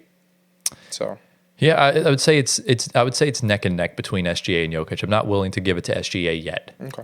I think if he keeps this up for another month and the Nuggets keep struggling, then I think he will get it. But right now, I still would put Jokic ahead of him. But fair enough. The one thing with Lou Dort, I don't think there's ever been a player in the NBA that's improved more from 3-point range than him. Like, it's nuts. Like, when he started his career, I'll tell you what's happened. He was Andre Roberson when he started. In 2020, he shot 29% from 3. Yeah. 2021, 34. So he already took a big leap there. Then 2022, 33, dropped off a little bit. 33 again in 2023. Last season, he shot 39%, and this year he's shooting 40%. Nuts. So crazy. Wow. He went from 29 to 40. Bro went from like John Collins level to like Miles Turner. Like, insane. Wow. Very impressive from And the whole reason he was in the league is because of his defense. Yeah. But now he's shooting like this, insane. He's like I think he's a more polished Bruce Brown. Because Bruce Brown's not the greatest shooter. He's not the greatest offensive player, but he guards. Yeah. But Lou Dort is just better in both ends. Yeah. And it's going to be really tricky with who the Thunder try to trade for, because Lou Dort's going to be a big salary filler piece, or teams are going to want him. Yeah. So this is why they drafted Nikola Topic. He's going to be the casualty, the sacrificial lamb in any of these deals. So yeah, we'll get back to the Thunder's ceiling in just a little bit, because we're going to talk about this later on. Do we have any other final thoughts regarding the OKC Thunder before we get into the other team? No, let's go. All right, let's talk about the team in the East, the unexpected juggernaut that we've seen this season, nothing that we expected to happen, and it's the Cleveland Cavaliers. They've won 10 straight games. Again, this is the second time this season, and the season's not even halfway over, and they've won 10 straight for a second time. They have the best record in the NBA at 31-4. They're undefeated against Western Conference teams.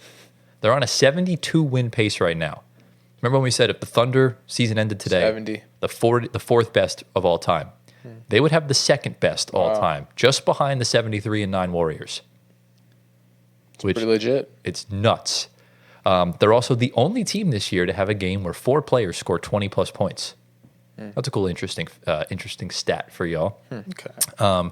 They're currently tied for the third best 35-game start in NBA history.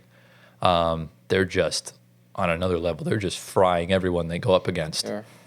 So let's talk about some players, right? So should we start from the top with Spida? Go for With it. Donovan Mitchell, this season he's averaging 23 points, 1.5 steals, and just under 4 3-pointers a game on 41% from behind the arc. I don't very think we've good. ever seen that sort of an efficient shooting season from Donovan Mitchell, ever. No. And he doesn't need to do everything anymore. This isn't the Jazz Yep. where, you're relying on Royce O'Neal, that's Legend Royce O'Neal, and, Joe Ingles to kind Derrick of produce. Favors, yeah. Like, you're playing with, we have 2 all-star teammates in Darius Garland and Jared Allen. Evan Mobley's going to be an all-star. So that kind of sets the table for it. Speaking of Darius Garland, he actually leads the league in clutch field goal percentage. Oh, wow. And 5 minutes left in the fourth quarter. Wow. Clutch player of the year. And look, here's the reason why. Maybe? Because he's shooting 71.4% in the clutch. The next closest is Norman Powell at 58%. There's a humongous gap between the two of them. And Darius Garland has just been on a tear after a very poor last season. Right. A complete flip. So we saw this last year, right? Cat and Gobert worked that season. They didn't the year prior. Garland and Donovan Mitchell did not work at all. They thought both were going to get traded. One would crest out. They're cooking, bro. Yeah. They look Listen. good together. I said don't give up on Garland. You guys know trade him. Trade him. Lakers. You're probably right. Gio Yeah. said Lakers. No, You I did said, want him on the Lakers. I said Which would be a good fit. I but- literally said don't give up on this kid. Let him play, and look what's happened. Okay. You were actually right about something. I said Anthony. that. I hope he said it. I did say that. I said don't trade him. I said you could try to move him, but I said I wouldn't. There's so much upside, Yeah, you and did. that's showing. That's I fair. think he did say that. Yeah. But yeah, Garland also ranks third in the NBA in field goal percentage.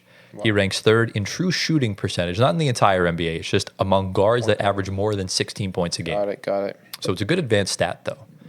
Let's get into the big leap man, Evan Mobley. Yeah. My tall brother. He is having a fantastic career, man. I am so happy for this kid because he is just transforming into a very, very good player. Yeah. I think could be a multi-time All-Star. I think he has perennial potential. I agree. This season, in December alone, he won Defensive Player of the Month, by the way. In December alone, averaged 19 points, 8 rebounds, 1 steal, 1.5 blocks, 10 contested shots a game.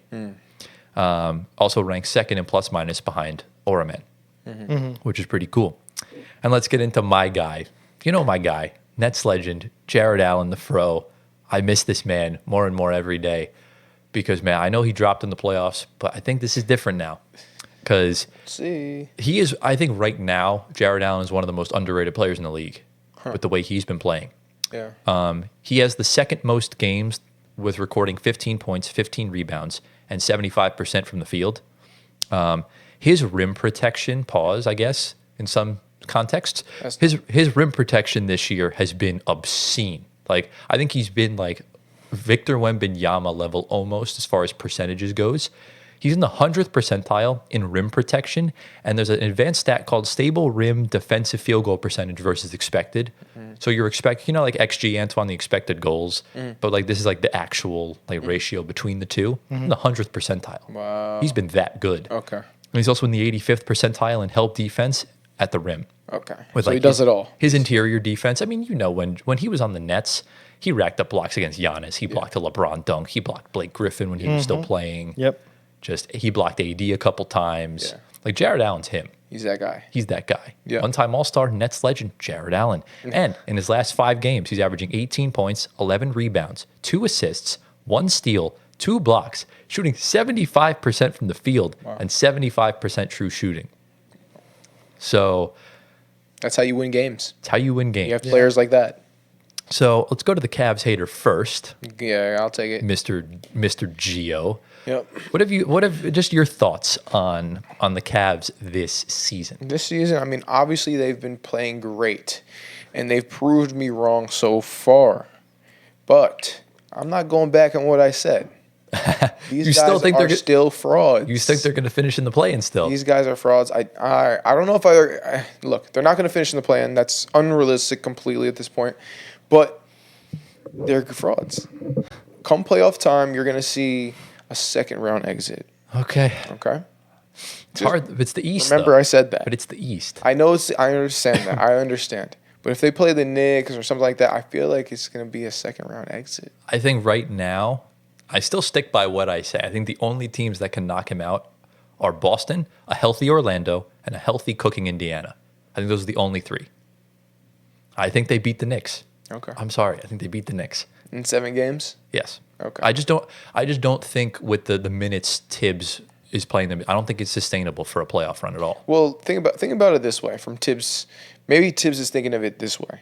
Come playoff time, these players are going to be used to playing 40-minute games plus. Right? And that's usually what you do in the playoffs. You start your starters most of the game. Right. So the Knicks players are going to be ready to take on those minutes. Meanwhile, the Cavs players might be like a little dragging a little bit. Problem is he did that last year. Yeah, you're and right. the whole team fell apart. I was trying to be a contrarian and it didn't work. It was like those Lego games when they die. It's just like they just fall to pieces. Yeah. It's kind of what it is. Okay.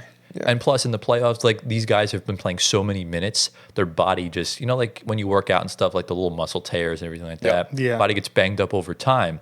In the playoffs, the physicality gets way higher. True. And you're putting a lot more strain on them, a lot more physicality. Yeah.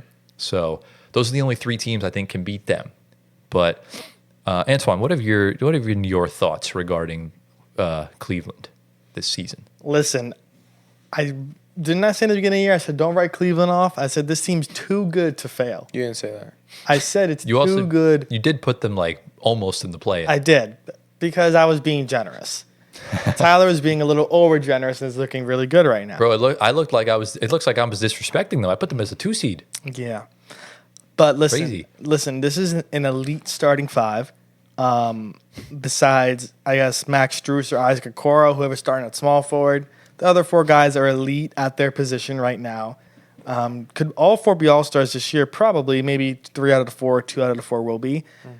We did talk about how Ty Jerome was great. Now We talked about that. He's kind of fallen off a little bit. I wouldn't say that. He's dipped down a little He bit. just regressed to the mean. Leveled Yeah. out, yeah. Karis LeVert's been LeVert's best been bench better, player by yeah. far. Sam Yeah. Merrill's been good. Sam Merrill. That's kind of been it, really. JB Bickerstaff is gone. Yeah. Yeah. Kenny But- Hayes but racking in the wins. To be fair, JB's mid. bro, the Pistons have won like 3 straight games. Yeah, but look, bro, he's a won. mid coach, bro. He's but- going to get the team to be mid. Doesn't matter. The Pistons look better than mid right now. JB's not made for the stars. That's what I'm saying. He's made for the is young a mid- guys. a But mid he's coach. he's coaching a star right now. Okay. But one, but not multiple. I guess. But no, listen, the Cavs, they look great. Their starting 5 is phenomenal in all aspects. They probably have the best player in every position right now in the Whoa. league. Oh hell no. No. I'm sorry. Maybe No, no. maybe I'm at sorry, guys. shooting guard. Oh, no. I still firmly believe that Maybe Donovan at Mitchell's the shooting best guard. shooting. I think I might have been right. Point guard, Donovan power Mitchell's- forward, and center. It's like top 3. It's actually looking pretty legit now that Donovan Mitchell's the best shooting guard in the NBA. Well, yeah, because he's on the winning team and he's averaging 23. But Well, if you think about it too, Devin Booker's declining this season. Anthony Edwards has not been that good. because he's been this injured. season. But still, Edwards is on a trash but team. you gave me hell for 3 weeks about this. I'm still giving you hell for that because Bro, it's the truth right now. no, Tell- I don't think it We'll is. see come playoff time. but can you tell? He's Can you just on a confident? winning team. I still confidently say Anthony Edwards is a better player. Is there anyone else that you say is better right now? Devin Booker. I still say No. both of those No. shooting guards are better than Donovan Mitchell. It's just Donovan Mitchell's on a very well coached team and they're playing great. They're hot. I would argue that Budenholzer and Chris Finch are good coaches as well. Yeah. Okay, but the teams are not it right now. Still, it's just right now, Donovan Mitchell is the best shooting guard in the NBA. Fair. But I would, as far as the rest of the positions goes, Top that might 3. have been the most delusional thing he's ever seen. Listen, Darius Garland's the best point guard in the league. I am balls to the wall. I will say Man said, all those players are the best in the league. Anyway, man not only said that Garland's better than SGA, tried to say that Evan Mobley's better than Giannis, tried to say that Allen's better than Jokic. you could make the argument for that if you wanted to, but Hell no. the one thing that the Cavs don't have that the Thunder have is a good bench. They need some good guys to rely on. have a good Besides LeVert and Ty Jerome, you need some other guys. Their backup bigs are not as good. They need Strus is like Gabe Vincent. Miami got left Miami and went to crap. Strus has been good this year since he's come back. Yeah, I don't know. He's been very productive for them on both ends. So he's the outside one of Gabe Vincent then. Yeah, I think it's mainly just it's been Gabe Vincent, it's been Kendrick Nunn since leaving But Miami. They've been like he's playing overseas and he's dominating. Yeah, but that's anyone's overseas. Like Kenny Lofton just scored Kendrick 45 Nunn points for the Shanghai Sharks. dominating. They love Kendrick Nunn wherever he's playing. I saw a video about him playing overseas. Yeah. But anyway, the Cavs look good. They may need 1 or 2 bench pieces. Okoro is great. LeVert is great. Jerome is great. Yeah, their bench is good. They're chilling. As long as one of those bigs is in the line. They need some big guys. They don't. I think that the situation. I think they're actually in a better situation than the Thunder are. Oh, I don't know. Because I think it's quite clear the Thunder need one more piece. They need the small forward spot, and I think Cam Johnson's the guy for it. I don't think I can't confidently say with how stacked the West is, the Thunder are a surefire pick to get out of the West. Mm-hmm. I think right now the East is garbage. Yeah. I think if Boston goes out early, I think Cleveland walks to the finals. Mm-hmm. Mm-hmm. Don't discount the Knicks. Do not discount our team. I mean, you can't really discount 0. So like, I'm dead. Yeah, I listen. If they beat the Cavs, what are you going to be saying? I'll hold my hands up and give them credit, I guess. Okay. But if they win like the way they did last year, I'm gonna be pissed off, bro. What do you mean? Like the refs About just bad giving calls. you bad calls throughout the Okay. entirety of the series, and facing an injured team. They won that Pacers series, though. No, they didn't. Yes, they did. Then why didn't they play Boston? They should have Because won. everybody was in the medical ER room. Well, so was They should've Philadelphia, won, though. Should've won. Bro, Philadelphia. Yes, thank you. Bro, Philadelphia had like 5 players on one leg, and they almost took you to 7 games with the refs literally stealing 2 games from them.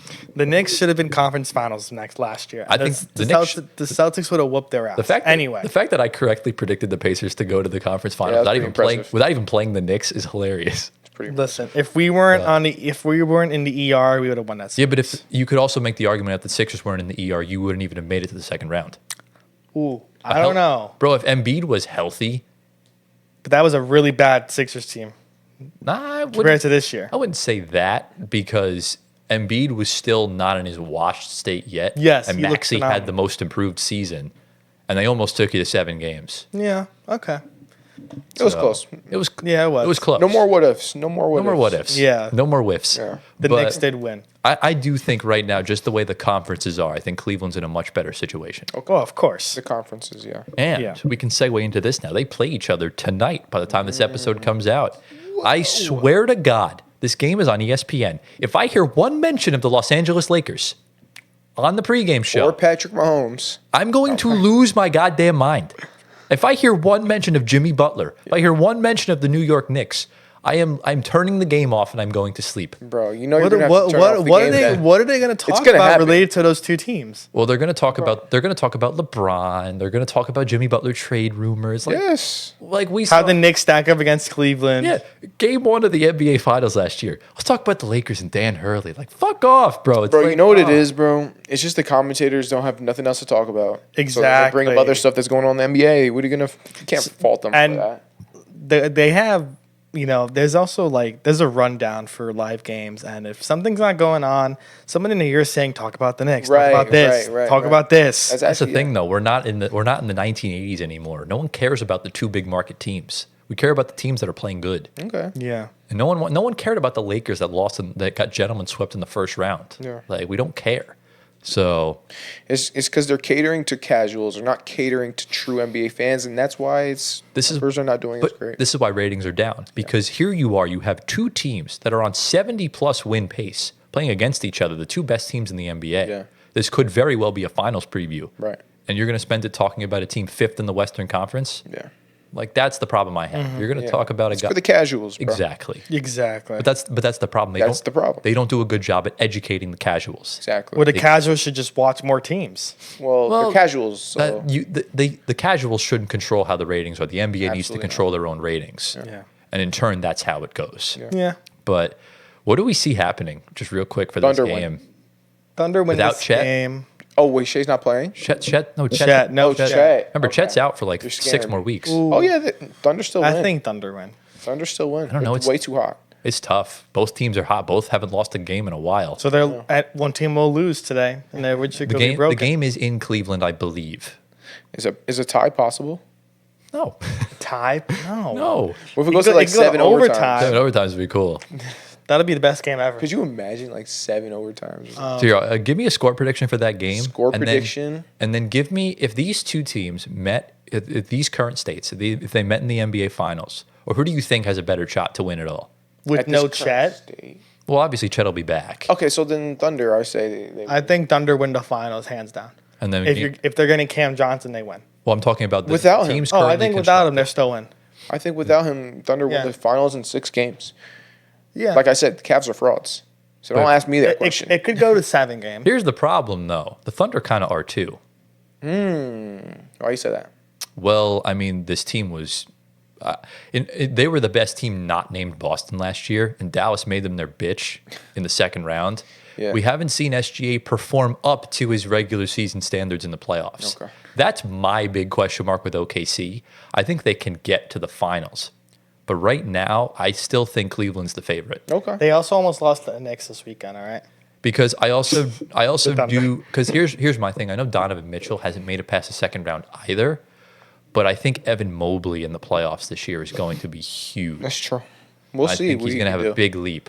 We'll see what he can do in the playoffs in terms of offense. We know he can do defensively. How funny would it be if neither of them make the finals? Yeah. I really like if Then they. my prediction will become true. I really would like to see a Nuggets Celtics because we were robbed of it because both of them just didn't lock in their respective years. But I would love to see an OKC Cleveland finals. Oh, that'd be great. I mean, that's not good for my Boston Nuggets agenda finals this year for my prediction. Oh, you picked that, yeah. Yeah, I need Boston and Denver. I'll take that. What'd you have? I don't remember, but I had the Nuggets in there. You know what the funniest thing is? When a week before our predictions video, he had Celtics Thunder, and he switched it to Celtics Nuggets. Yeah, I did. Good guy. I was on the bandwagon. Yeah, I think I probably have the. Wait, who'd you have the Nuggets against?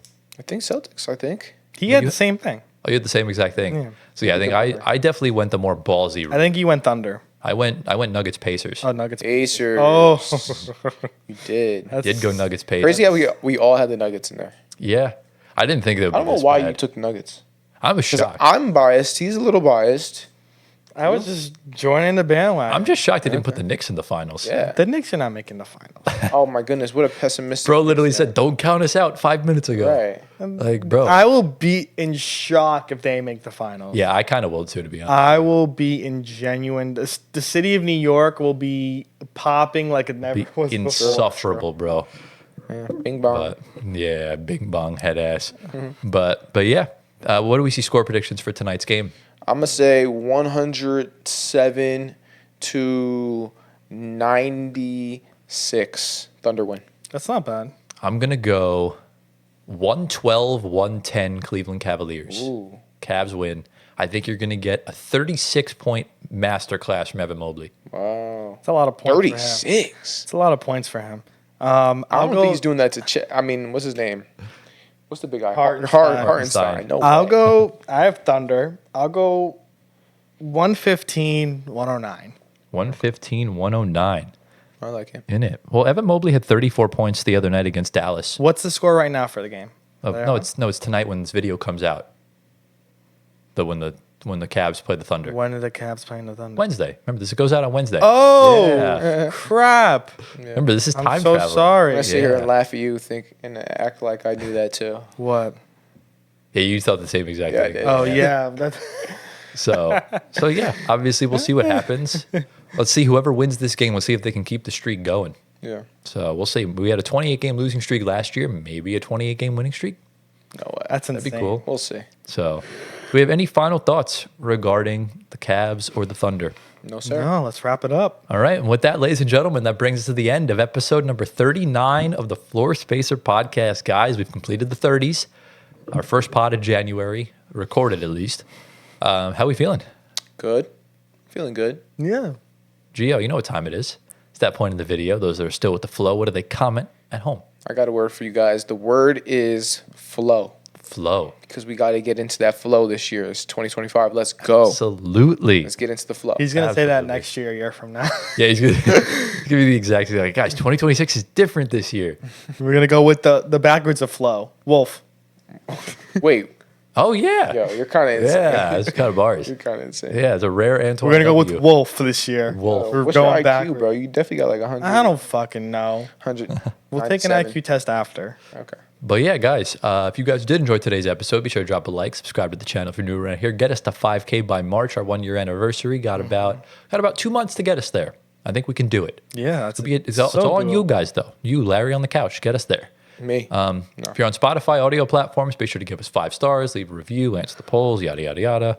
Follow our socials at FloorSpacerPod on Instagram, Twitter, TikTok, YouTube, whatever the fuck you want to use. Get me to 1 million. Yeah, follow our personal ones down here. You can see on the screen. Get Gio to 1 million Instagram followers.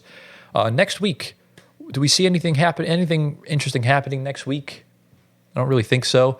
But in either 2 or 3 weeks is the halfway point of the NBA season, so be on the lookout for our mid-season awards.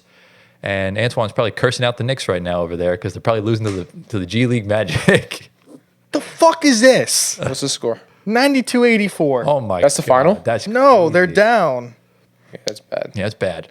But yeah, obviously be on the lookout for that. We have our trade deadline stuff coming in February, and then we just kind of repeat the cycle once March comes around. So everything you saw previously, you'll see again.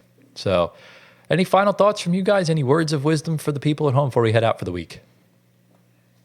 Deuces. Well, the deuces it is. That's the end of us. We hope you all enjoyed. Thank you all for watching. We love you all endlessly, and we'll see you all next week in episode 40. Peace out. Wendell Carter Jr. has 16 points off the bench. What is this?